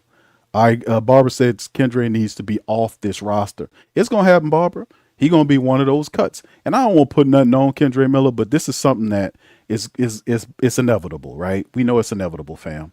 We know it's inevitable. Let me see if I can get this a little bigger. Yeah, here it is right here. This is the unofficial depth chart right now for the Saints, right? And we know if you look at the running back position right here, and it only shows like 4 guys. Of course, if you go deeper, you can see the rest of them. But man, listen, this just one of the situations where you can look at for yourself and see when you go out to where the runners are, and it started right here with Ty Chandler, that they got guys already in place. So if Kendra Miller, who's right here, if Kendra Miller isn't playing, we know Devin Neal's not playing, but we know that they'll have more patience for Devin Neal than it would with Kendra Miller. Kendra Miller's on the final year of his rookie deal. Devin Neal's going to his second year. Plus, Kendra Miller is a player that Kellen Moore did not pick versus Devin Neal is, right? So he has more insight, like, that's my guy. I picked Devin Neal. Kendra Miller has to be there. Kendra Miller is having issues showing up because his body won't do it because I think it's preparation. I think his preparation, he needs to change how he's working. It hasn't worked for him. You need to change it up. You can't be doing the same thing over and over again because he missed all the OTAs. He came back for training camp. Everybody was surprised by that. And then days in, it's a back issue now. So, it's just, maybe it's time. But Audric Estime is gaining snaps. Ty Chandler's getting snaps. Devin Neal was doing okay till he had a hammy. And then C.J. Donaldson also stepped up. He's been getting benefited by those snaps. So when guys get hurt, other guys step in and step up. That's what it's about. Making a name for yourself. All right. Uncle Deuce asks, how did Ruiz do? Nothing right now bad that I'm hearing from Cesar Ruiz in camp today, fam. I haven't heard anything bad about Cesar Ruiz. Right now I'm hearing that ain't nothing bad. Hearing that Cesar Ruiz took care of business. Let's see. The first thing is, okay, we had a great offensive explosion against the Jags in this 2-hour scrimmage. Is it, how did Ruiz do? Okay, well, Ruiz, nothing of note bad from Cesar Ruiz. He was solid in practice, so that is a positive. So when he does good, we want to also, make sure we show Cesar Ruiz love when he does good, right? Because we damn sure, wouldn't do it. Okay, Marley said, Q, you forgot that I didn't. Okay, yeah, I did. I forgot. Ronald said Martin Anderson is the best. That's right, Ronald. Shout out to you, bro. Yeah, I forgot, bro. I forgot Martin Anderson wore number 7, man. I don't know how I did that, man. It's a lot of stuff swirling around upstairs. Yeah. Yeah. Audio Fact says yes. Number 7 is the big number for LSU more than indeed. Could that be something that they are taking on? Because we do have a couple of Tigers on the team, right? We do have a couple of Tigers on the team. I don't know at one time how many Tigers we had, but we do have a few LSU Tigers on this team.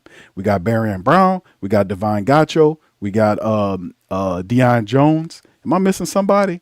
There's like 3 LSU players currently on the New Orleans Saints squad. Yeah, I don't know if that might be a record that we've had that many players from the Saints, from LSU that's on the Saints team. Yeah, that might be a record there, fam. We got 3 LSU Tigers on this current Saint team. You got 1 Tulane Green Wave player too, and Ryan Wright, the punter. So yeah, and we even got that guy hurt right now. So wide receiver, Charles Hawkins from Southern. So he's dead, but he's on the injury and out situation. But yeah, 3 LSU players currently on this team, man. So that's not bad, right? It's not bad at all. All right, we got 3 LSU players on the squad with the black and gold, man. That's all right. We doing something. All right, yeah. Maul said, yeah, my bad, Q2C. I'm just saying, what the hell does Lindsey Graham got to do with this, bro? I just want to know the connection. What's the connection? Are you watching news or something? Did you get an alert on your phone? I'm trying to figure that out because that was way from left field somewhere.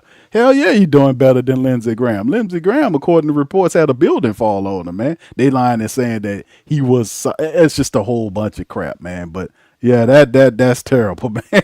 All right, Dre says, man, I hope Kendra isn't rubbing. Oh yeah, right. No, bro, he been dealing with that hammy since college, and it was a rush to kind of get him healthy by their staff so he can perform for that pro day, and he showed more than enough.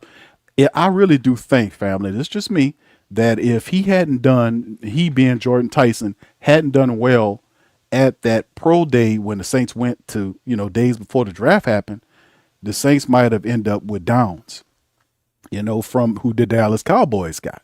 That's my thought process. They could have ended up with him. But nonetheless, Jordan Tyson, once we get him healthy, fam, I think we'll be all right.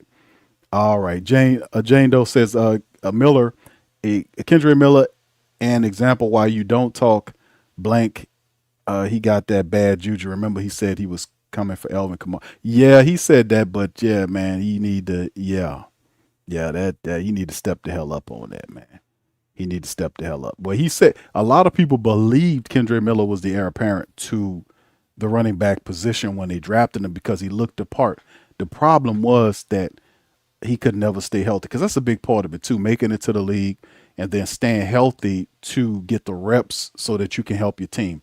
You can't help your team on the field from the injury tent or from, you can be a cheerleader, but actually getting out there and performing for a 24-year-old that played 21 games in 3 years, it's not a good look. So maybe he hasn't changed, fam, but still a lot of time.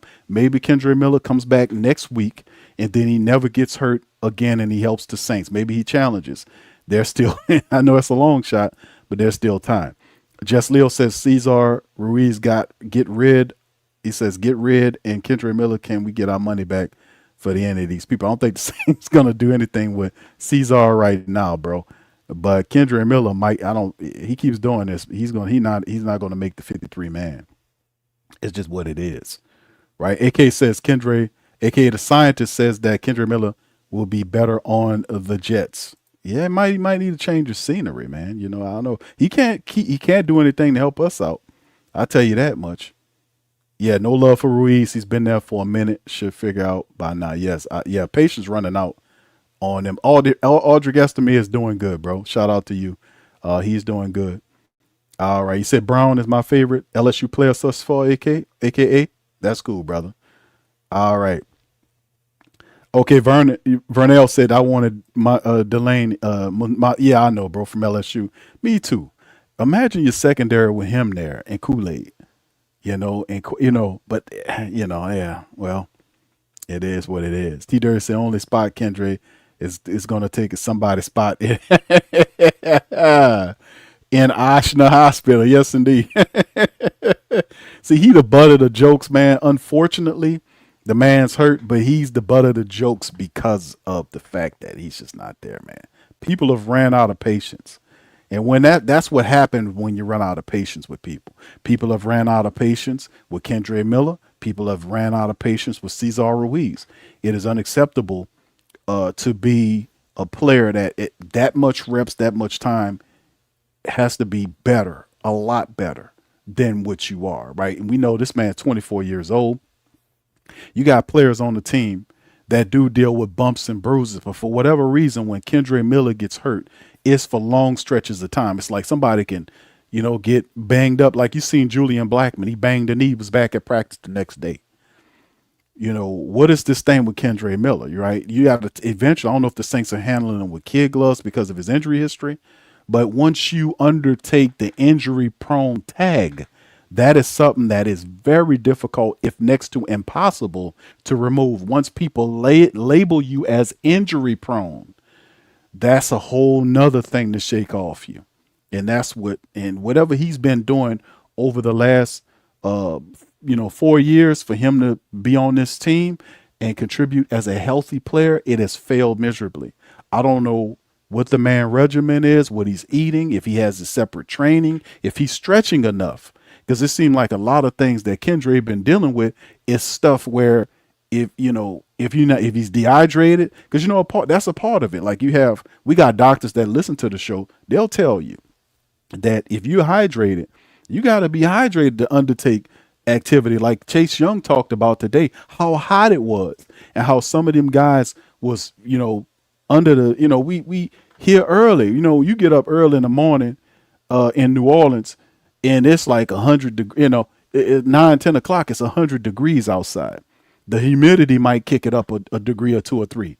So it's hot already and the sun's beaming, the humidity's there. We're in the thick of summer now. We're in August. It's August summertime.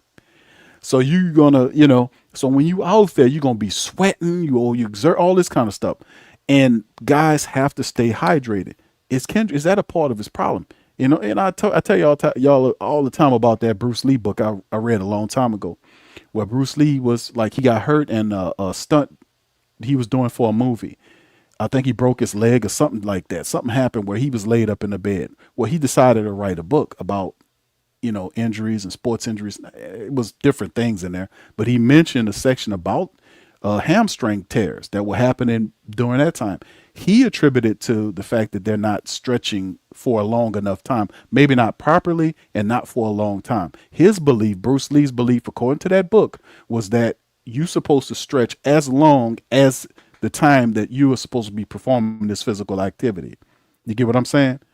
And also, like doctors, they tell you hydration is a big part of it. You have to drink, you have to be hydrated if you're going to be outside, if you're going to be doing all this other kind of stuff. A lot of Kendre Miller's issues was tied to muscle pulls and all this kind of stuff, which would be attributed to you not stretching either properly or enough, or perhaps you're not hydrated. Whatever the case is, you would hope that you would have figured out the pattern of what was happening and cut it off at the roots and stopped it. Whatever you eat in your diet, looking at everything, like you would reverse engineer this thing and start looking at, man, what am I eating? What I need to do. Maybe I ain't got the right trainer. Maybe I need to find another trainer. Maybe I need to find a trainer that deals with specifically how to stop these sort of issues from happening, and just be about the business of doing that, because maybe he's doing it, maybe he's not, but regardless of not, all I see is the negative result of whatever's happening. I think he needs to change his game up, bro, because it's the same thing. What was it, fam? 20 something games over the last 3 years is not going to cut it when it's 17 games in a regular season, not including the playoffs. That means you're even playing half those games for a third round pick. That's not going to cut it. That is not going to cut it. So hopefully we still got a lot of time left for him to make it back. Who knows? Kendre Miller could come back next week and not miss any more time. He got a back spasm or whatever's going on with his back. But I hope he can get back to football as soon as possible. I'm always says, Q, I was mad at Sanker, number 7, and chose. He was mad at Sanker's number 7 and chose I still don't get it, bro. But whatever, bro. Thank you. Thank you. Donations. Donations. Donations. Donations. Donations. Donations. Gifts. Gifts. Gifts. More gifts. More gifts. All right, thank you, Maul. Appreciate that. Jack said he broke his back. Okay, thank you, Jack. Appreciate you, man. I knew it was something like that. He was laid up there, and he wrote that little book, and he drew his own descriptions and his own little animations and all of that, man. I don't know what happened to that book, man. I don't know what happened to it, man. But it was a good book. All right, Maul says Louisiana Heat made me thought that the devil came, got me, and brought me to his house. Yeah, it's hot down here, man. It is definitely hot. And for them to be playing in that heat, man, let me tell you, it's something else. Jess Leo says, what Armstead helping Ruiz with is moving him out of town? Hey, listen, Ruiz is, listen, bro. We'll see, man. That's all I can say. We'll see how it looks, man. We'll see him in action in some of these preseason games. In the regular season, when it starts, we're going to see some lines, man. And I want Ruiz. Let me go on record for saying this, and I said this before. I want Cesar Ruiz to be the best that he can be. I really do. And most of the Whodats are not here to tear the man down. What they want is to bring light to you being better than what you've been, playing better, stepping your game up. You know, when people are calling you out and saying that you're not playing, you don't get mad at them because they're saying, hey, man, you could be better than this. You're not playing right. You know, you're getting pushed around and manhandled. He gets mad because who does that? Who does that? That's the problem with some of these people. They don't have discernment, man. Because if you have discernment will teach you when somebody's giving you a constructive criticism or critique versus somebody that's just throwing something out at you. You're supposed to know the difference. You're supposed to know the difference because if you're being true with yourself, you'll know what things you have to work on versus some of the things. You'll know your strengths and weaknesses. If you know who you are, you'll know your strengths and weaknesses. So if somebody come at you and say something that is constructive versus something that's destructive, if they come at you, you would know the difference and you would have the discernment ability to then place them where they properly belong. Like you would take the critiques and say, you know what, that person is right. Into my game, that'll make me better. Versus somebody saying something non-constructive or destructive, you say, well, that's not true. That's not who I am. And then you would discard it appropriately. But they don't have no discernment. So what they do, they just take everything, whether it's positive or negative, and say, well, it's all noise. No, it's not all noise. The great deal of how you will learn to be better comes from other people. Your connection and your relationship with other people. That's how you would know how to amp up your game, because that's how the Most High works. He'll send people to you to help you, to guide you, and then there are other ones that test your nature. It's not you on some island somewhere. You will get in if you on your game and you meditating, you'll get blessed with some messages. But I'm telling you, that's not how it all works. You get it from everywhere. And you have to have the ability to be able to discern or tell the difference between what's constructive and destructive. It is not all what you would term as noise. And that's the problem with some of these guys that think like that, because what they're doing is they're capping their own development and not even realizing it. Not everybody is coming for you to tear you down. In many cases, some people are coming to inform you to do better and be better because they think that you are better than what you are showing. That's facts. That's proof. That's 100%, 1,000% facts. And that's talking about a man that's on level 49 in life, giving game about how people, deal with each other in relationships and situations, how we can make each other better. This game that I'm saying is helping somebody right now because they might have not understood that, but that might be helping somebody right now. That's the relationship that people have with people. We learn from each other, sometimes good, bad, and in between. But that's the part about the discernment game. When he talked on Teron Armstead's broadcast, that got me like, what are you talking about? Most of the Whodats are great people. Now, you might have some of them that's batshit crazy, but I'm telling you, that's in a small minority. 96 to 95% of the Whodats are competent and productive, loving, genuine people of all races, sizes, ethnicities.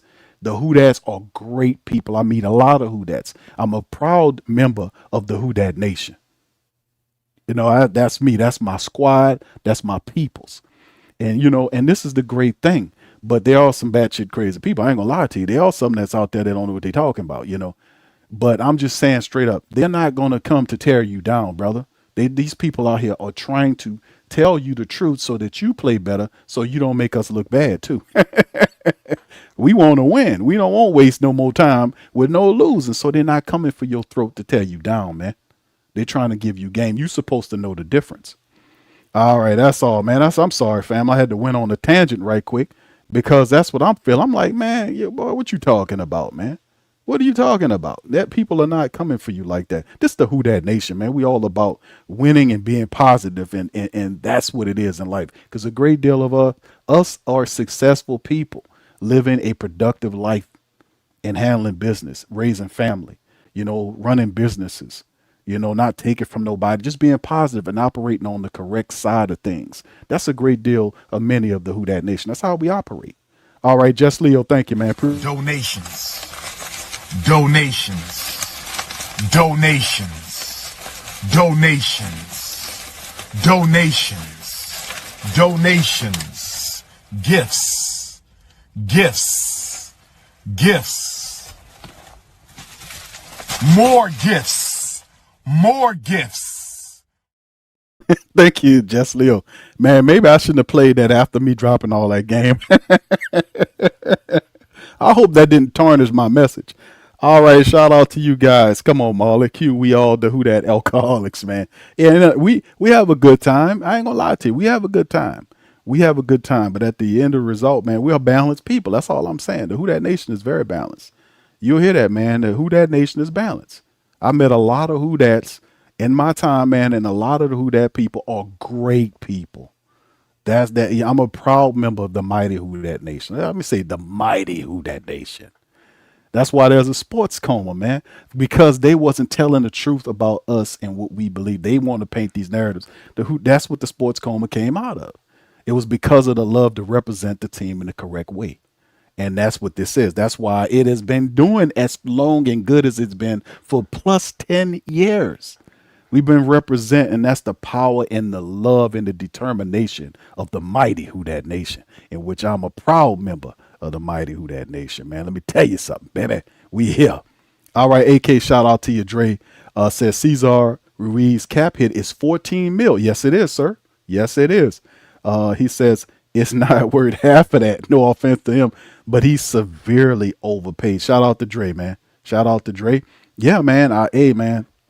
Cesar, let me put it on Cesar Ruiz. Let me take this off of Kendra Miller and put the correct person's face. I know sooner or later a lot of people will bring it back to Cesar Ruiz. Listen, fam, Cesar Ruiz had he did well in the scrimmage today. There was nobody pushing him down and going to get a sack on Tyler Shuck. Let's get that out of the way.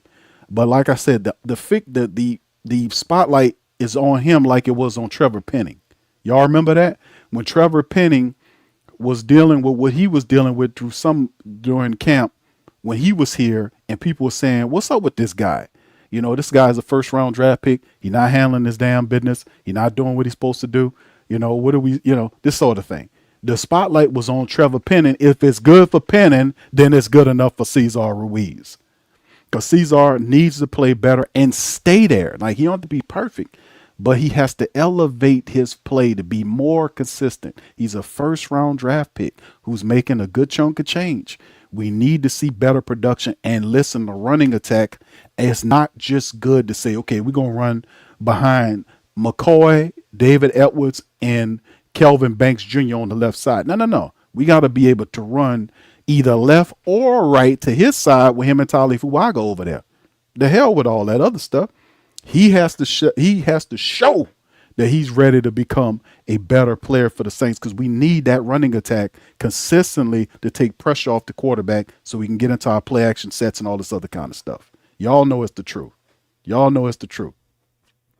All right. Anyway, he did good today. I'm not tearing him down for nothing, fam. I'm just saying overall, because I have some people that say, "Hey, Q, this, that, and the third." No. We're not down. We saying the stuff that's true. This is facts going forward. And I say that from any player that's true. Hell, I said that about Isaac Yiadom. Isaac Yiadom need to play better. Now you got Jaden Price on his neck. You got Martin Emerson Jr. here, but make it $2.7 million for what? You got to play better, brother. This is a competition. This is a team with people competing for jobs. If other guys are cheaper than you, Emerson is over $1 million cheaper than Isaac Yiadom. He has to play better. Now, he had a better day the other day, but you have to keep that going. Jaden Price has been having stacking consistent days, showing consistency, showing that he understands the Brandon Staley's defensive principles, showing that. So you have to play better. That's what it's about. You have to elevate. If you're not getting it, you got to get out there and you got to stay a little longer. You got to be the first one in, the last one to leave. You got to be studying your playbook. And, you got to, what else you going to do? Go to the movies? If you're a football player and your business is football, then you should be working on your body. You should be working on your technique full time. If you're not sleeping, ain't no time for TV. Get up and start working on backpedaling, working on being more fluent, looking at the tape and understanding why you're getting beat consistently. Understanding when you're supposed to flip hits and then take off, knowing when you're supposed to turn around and locate the football. Stuff that we see on tape that is constantly negative. You have tape to watch, to study. You don't need to be watching TV or listen to the radio or any of that stuff. Your game right now is to focus on and iron out the things that you need to have so that you can be a better player. And if you don't do that, guess what? Other people are going to do it. They will take your job from you and put you on the street. That is the competitive nature of the NFL that stands for not for long. This is the thing. All right, shout out to you. What's up, YO? Shout out. He says, one more. Donations.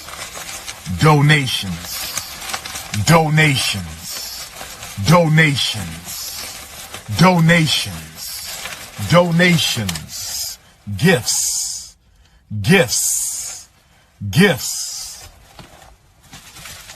More gifts. Shout out to you, YO. What's interesting is he's cycling through the same stuff. That's the funny part about the thing. I'll put it up there because I found it hilarious. Because number one, you're not humble. Number two, you're cycling through the same papers over and over again. So I was like, you know what? This would be a good thing to kind of put up to the fan. All right. Shout out to y'all. Vernell says we have to pay attention to Brockton because he showed speed and power at training camp practice. But yes, indeed, bro. Good call on that. Yeah, Bernard Brockton, I think, will be a player for the Saints going forward. I'm just going to keep it real with you. He will be a player for us, man. AKA the scientist says nutrition and hydration is key performance in camp, bro. Yes, indeed, man. All right. Yes, indeed. I agree with that. I agree wholeheartedly with you. We'll see what it happens. That's the biggest questions is about Kendra Miller. I don't think Kendra Miller is going, I think he'll get healthy later on. But the point is, how effective will he be? Will it be too late? Like, he could come back next week, family. He can come back next week and get involved in those practices. But remember, you have to impress these people between now and he's missed the first leg of it. You got 2 pieces left, like 2 weeks after this preseason game, right? Let's say he comes back sometimes next week. Let me put the graphic on screen here because I had to break it down in this way. So people, hold on, fam. Let me put the graphic up. I always keep this graphic up to show people because it's kind of difficult looking at this, and understand you don't got all the time in the world. Check this out. From August 8th to the 15th, this is what it was, right? And we know we know about the practices, the joint practice with the Jaguars. That happened today. Then you got the walkthrough Friday, and then the actual game is on Saturday at 3 p.m. Central Time kickoff, right? In the Dome. Now, let's say he comes back next week to start the second leg of it, which is the West Coast swing, which is from August the 16th through August the 22th, right? We put this in blocks so people can kind of remember it. Now you got the day off on August the 16th. Obviously, you're gonna give them the day off. Then they go to work on the 17th, right? Then they got a travel situation, right? Where it happened. Then they got the 18th. They're taking on. They got the Cowboys practice. So they got the Cowboys practice on the 18th in California. They got to hit the road. They got the Cowboys practice on the 18th. The 19th, they got a closed practice. The 20th, they got a joint practice with the Rams, right? So you in 3 days rather, you're gonna practice against the Cowboys. You're gonna practice against the Rams. Then you go a walkthrough before the game, and then the game is August the 22nd in SoFi Stadium on the West Coast. And then the final push is from the 23rd to the 28th. So he got roughly 2 weeks to impress the Saints about whether or not he can make the team. Now, that is a compressed window, isn't it, family? That is a very compressed window. Does he do it? The odds are he more than likely won't. It don't benefit the Saints to IR him if he's still hurt because his contract is up. So it's like put up or shut up. It's put up or shut up. He has 2 weeks to impress them. Will he impress them? I don't know, bro. I don't know because I don't know if he's coming back anytime soon. What's up, Scoop? Shout out to my boy Scoop, man. Much love, fam. Appreciate you, man, for being in the stream. What it do, pimpin'? Shout out to my dog Scoop. All right, T Dirty says, well, Q, they used to play. He said, used to play a lot of ping pong when we. When we was in the 4 years when we was dealing with Dennis Allen, you played a lot of ping pong. Okay. That was your therapy. Yes, indeed, ma'am. Yes, indeed. Yeah, King Chosen would say, get in the weight room. All right, shout out to you as well, man. All right, Just Lil says, get millions of dollars to look at tape and they're paying you, the Saints are paying you to be a professional athlete, which means that you sign a contract, you're making 6 figures, some at the very least, some making 7. What's interesting is that affords you to not have to worry about going to a 9 to 5. That allows you to lock in to be at the gym working out, and many times you don't have to pay for that because it's already taken care of. The Saints have all the training that you could possibly. They got weight machines, they got stuff that you can run on, they got coaches there that also work with you, and then a lot of times is guys have the team doctors, and then they hire their own personal doctor or trainer, right, to work with them. That's what I'm saying, that if you're Kendre Miller, you have to go through your entire process. And maybe it's too late. Maybe it's too late, fam, because I showed you guys the running back room that the Saints currently have. And I'm going to be honest with you, man. Listen, you look at the running back room, they don't need Kendre Miller. I'm going to just be honest with you. They're not tripping on Kendre Miller. They signed Travis A-Chain. They get restructured Elvin. They signed Ty Chandler. Kellen Moore likes Ty Chandler. Ty Chandler is one of these elusive backs that can catch the ball out the backfield. Remember he had some success against the Saints when he played with the Vikings. Ty Chandler was a signing that helps. They like Audric Estime. They brought in C.J. Donaldson. So when you added Chandler, A-Chain, C.J. Donaldson, that's 3 more running backs to the room. It created that extra competition in the room because they knew there'd be some injuries there. They knew at some point you might not have a crystal ball. You might not have a crystal ball to decide on what's going to happen with them, but you can pretty much set your watch, unfortunately, to Kendre Miller not being there. That's the whole point about the whole measure. He has 2 weeks, a compressed window to impress the Saints before the 53 cuts are on tap. Does he make the 53-man roster when he missed all the OTAs? He may played a couple of games of camp, and then on top of that, he is hurt right now, and he's missed all of this week. He missed the scrimmages. Will he be ready? If he misses any time in the second week, you might as well just go ahead and cut him loose. Might well cut him loose. If he misses any time next week, it's over with. You're not going to make the team and impress them in 1 week. It's not going to happen. It's unfortunate, but it simply is what it is, man. All right. Okay, Vernell says he's rooting for C.J. Donaldson. All right, Brother James says, I don't hate on pro athletes like some people do, but you're getting paid to stay in shape and play football. Sounds like a good gig. No hate. No. James, you are 100% right. You know what, James? Isn't it unfortunate, my brother, that you have to have a disclaimer in your comment about saying, I'm not trying to hate. You said it multiple times. But see, here in the great Saint think tank, the mighty Who Dat Nation, we have the ability to understand that that you giving a truthful comment that is as clear as anything out there, clear as truthful as it can be, is not, to me, defined as hate. When you telling somebody, hey man, you're getting paid to play and stay in shape to play football. You don't have to go out and get a job at the steel mill or at the paper plant, or you know, or you know what I'm saying, or drive a truck, or you know, do anything else. They're paying you to be a professional athlete that's in shape. Here go these trainers, here go all this equipment, here go free clothes you can wear, here go all this, go ahead, pick up a shirt, you know, all this kind of stuff. Everything free to a degree for you to be in the best shape that you can in some kind of way. I don't know what it is. You can't seem to find your way to stay healthy. That's a you problem. All of that is a you problem, whether it's your diet, whether your hydration or anything. Any doctor will tell you that. A guy that's repetitively getting hurt and he's 24 years old, what is that all about? I don't get none of that, bro. I don't get that. I don't get that. But no, James, you're right, man. You don't have to say no hate again, though. It's not hate when you tell the truth. It's not hate, my guy. You are 100% right, sir. It's no hate. My boy had to put 2 disclaimers in there. Man, they hating on the athletes. No, we ain't hating on nobody, dog. They're not paying you to be hurt. They're paying you to play. They're paying for your availability. But hurt is that, you know, a lot of it is circumstantial. A lot of it isn't. It depends on what kind of injuries you're dealing with.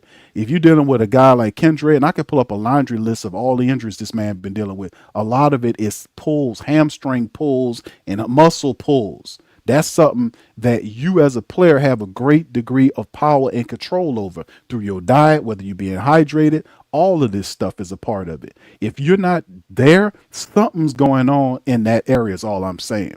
But it's up to the player to decide on, man, what do I need to do to fix all this and change this up? How could these other players, my teammates, play in the same position as me, doing the same things as me, but some kind of way I'm hitting this and they getting the pluses, I'm getting the minuses? At some point, you gotta, it's all tying back to the player. But you saying facts, bro. You don't have to put disclaimers in over here, bro. For real deal, Holyfield, bro. You good. T Dirty said ain't hate at all. If you breathe, if your breath stink, you hating on me. Yeah, now you say it ain't hate at all if your breath stink. I'm gonna tell you, it wouldn't be hate. It would be help me and help me and you. If your breath stink, bro, seriously. All right, Molly says Kendra Miller body can't take all the stress. It's obviously it can't, man. But listen, man, we sent out a prayer for him to have a total healing process over the players. Both Jordans, both Jordan Tyson, both Cam Jordan, those guys have full healing over their bodies where they're 100% healthy and they good to go the whole damn way.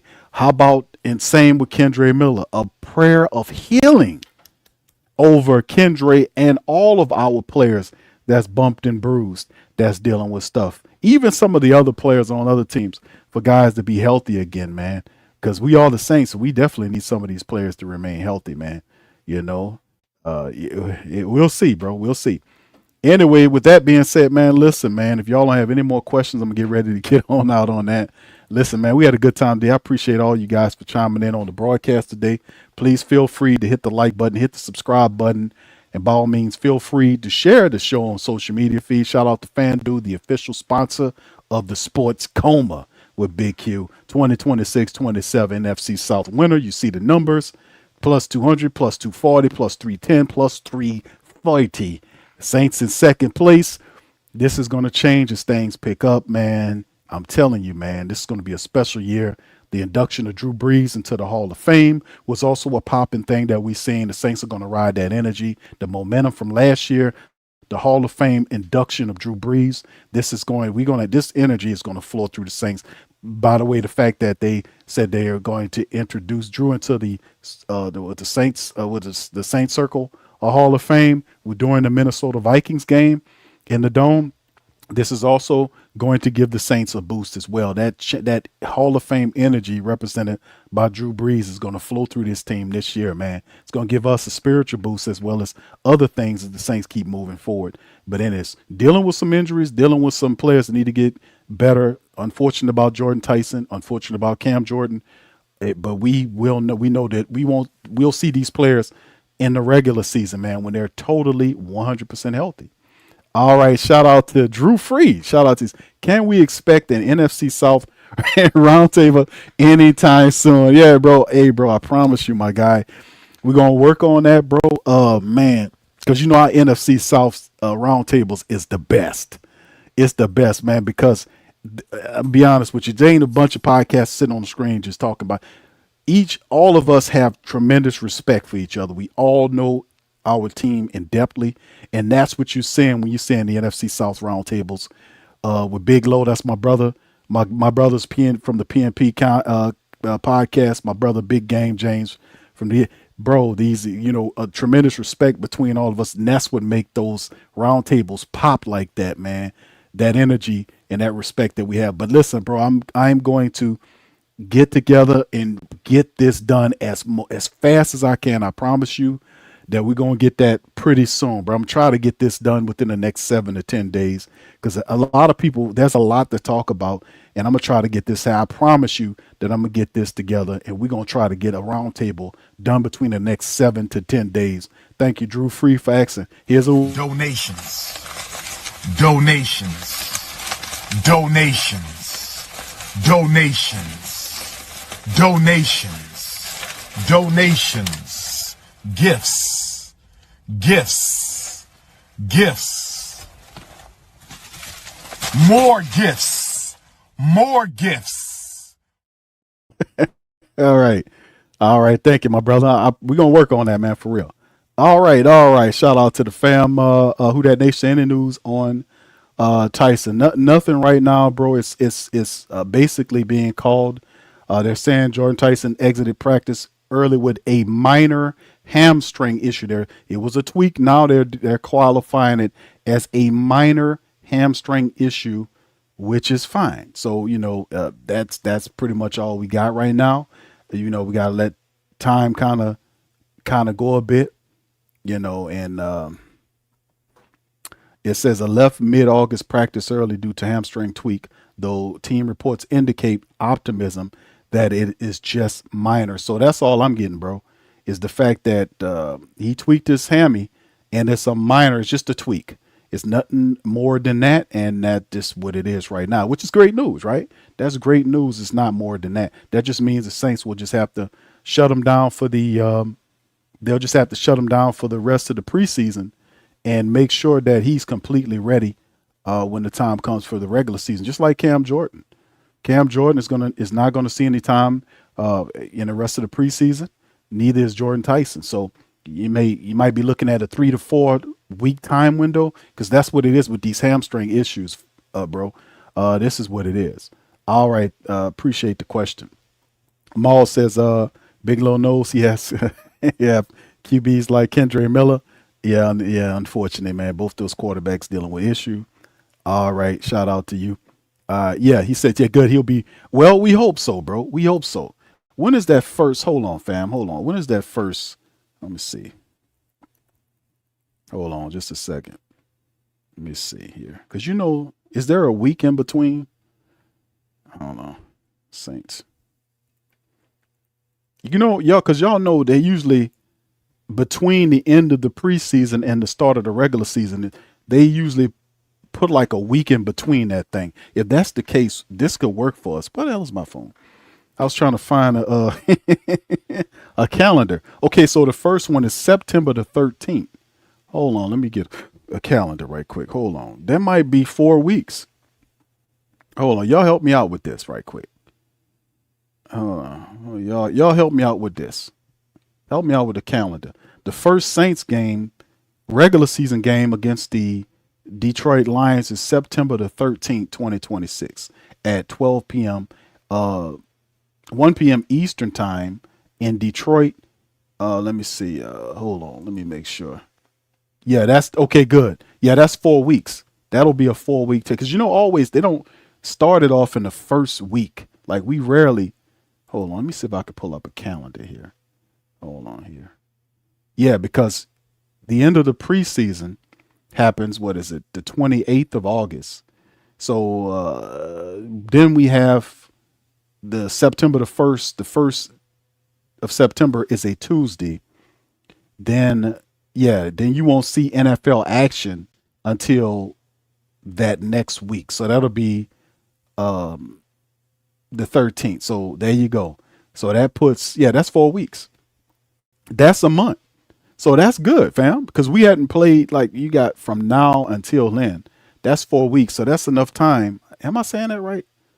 No, it's not exactly. Yeah, it's exactly a month.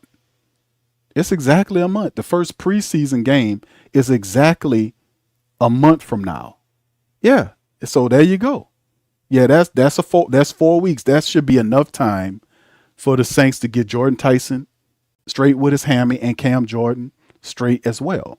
That's exactly a month. So hey, fam, there you go. There go your month. Because I say it'd probably be 3 to 4 weeks. So there you go, fam. There you go. It's exactly a month. All right. Thank you for that question, bro. I had to work that through. Like, hold on. Yeah, AK says prayers up for 6-2 playing behind Ruiz.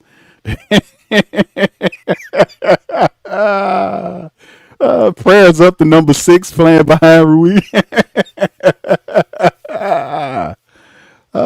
Funny. That was a good one there. That was a good. You snuck that one in there, huh? AKA, I hear you, brother. He said prayers up to number 6 playing behind Ruiz. All right. Anyway, man, y'all guys are hilarious. All right. So anyway, with that being said, man, look, so we're gonna cut out on that. Listen, I appreciate y'all, man. Had a lot of fun talking to you guys today. Please feel free to hit the like button, hit the subscribe button. Also, hold on. James says also call it what it is. Not everyone is meant to be a pro athlete. Getting to that level, put your body through more than it used to, and some people's bodies can't take the pressure. That's true, James. Hey, James, bro, you welcome. You welcome all in the Great Saint Think Tank, bro. Man, you dropping some good game, bro. But I understand the disclaimer, man. But you don't have to put the disclaimer in here, bro. Straight facts, baby. 1,000%, man. You dropping facts, bro. It's no need. If people can't take it, that's their problem, bro. Speak the truth. Speak the truth and shame the devil. That's how my mama taught me, man. She didn't say spare the devil feelings. She didn't give a damn about that. No, speak the truth and put the devil on Front Street. That's what I always was taught. But anyway, listen, appreciate y'all for chiming in today. Hit the like button, hit the subscribe button. By all means, feel free to share the show on social media feed. Big Q representing the mighty Who Dat Nation. We up in this thing, man. Listen, good day at work for the Saints today. Jordan Tyson will be fine. Cam will be fine as the season moves on, man. We'll see and monitor and watch a lot of the other reserve players. Interested to see guys step up with Jordan Tyson having a slight hammy issue. Other wide receivers have to come to the forefront, step up and play. And can Bub Means, can Kevin Austin Jr., can Trey Palmer, can the Marino kid, Cropper Marino, I think his name is, can any of these other guys step up and make a name for themselves? We shall see. So with that being said, I'll leave y'all on that. Much love, peace, and who that take? Yeah. Boogie like Benson, I'm a who that. I'm a who that. Long as I'm living, I'm a who that. Lose or winning, I'm a who that. Sports coma, yeah, this is where we do that. Where we do that, where we do that, where we do that, where we do that, where we do that. Boogie like Benson, I'm a who that. I'm a who that. Sports coma, this is where we do that. Where we do that. Welcome, welcome, welcome. Somebody please better help. Running this thing like elf. I thank God every day I'm not a felt. Go to YouTube live with Big Q and the guys. If you ain't ride or die, the bandwagon get flipped. Been marching in, that was way for the ring. I was yelling out your shade for the championship. Bucking on Tampa, duck down. Falcons, pluck, get shut down. Panthers ain't much to touchdown. The vision really belong to us now. So much hate on the Saints, you could probably tell. Ever since Bounty Gate hit the NFL, when things seem fishy and you probably smell the crooked referees or Roger Goodell. Yeah, money like this and I'm a who that. Every day I'm living, I'm a who that. Lose or winning, I'm a who that. It's the sports coma, this is where we do that. Where we do that at. Where we do that at. Where we do that, where we do that, where we do that at. Boogie like this and I'm a who that. It's the sports coma, this is where we do that. Do that. You're listening to the Sports Coma with Big Q and the guys on the PRO Media Network.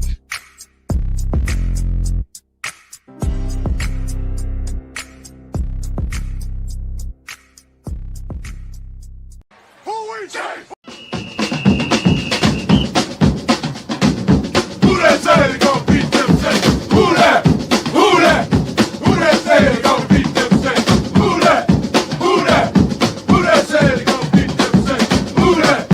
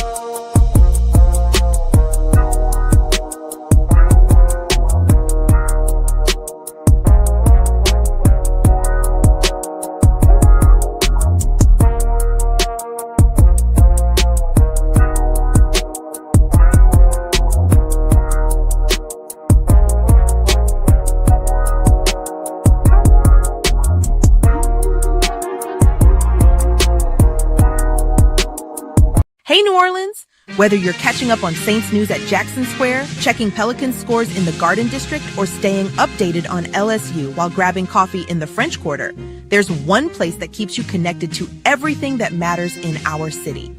From Bourbon Street to the Superdome, from Preservation Hall to the Riverfront, New Orleanians are staying in the know with thewhodatdaily.com. Your daily source for Saints, Pelicans, LSU, and all the sports, music, and culture that makes our city special. At work downtown, at a game in the Dome, or just relaxing by the Mississippi, wherever life takes you in the Big Easy, you can stay connected. Because when you're from New Orleans, you don't just live here. You stay in the NO. That's stay in the know. Visit thewhodatdaily.com and never miss what matters most to Who Dat Nation. Stay in the NO, you stay in the know. Welcome to the Pro Shop, where we create authentic NOLA-inspired clothing for men, women, and children. From Saints jerseys to Pelicans gear, everything's crafted right here in New Orleans. Whether you're shopping the Pro Shop, the Pel Shop, or the Pro Shop Kids, we've got your whole family covered with genuine merchandise that represents our city's spirit. Check for links in the description section below or in the chat.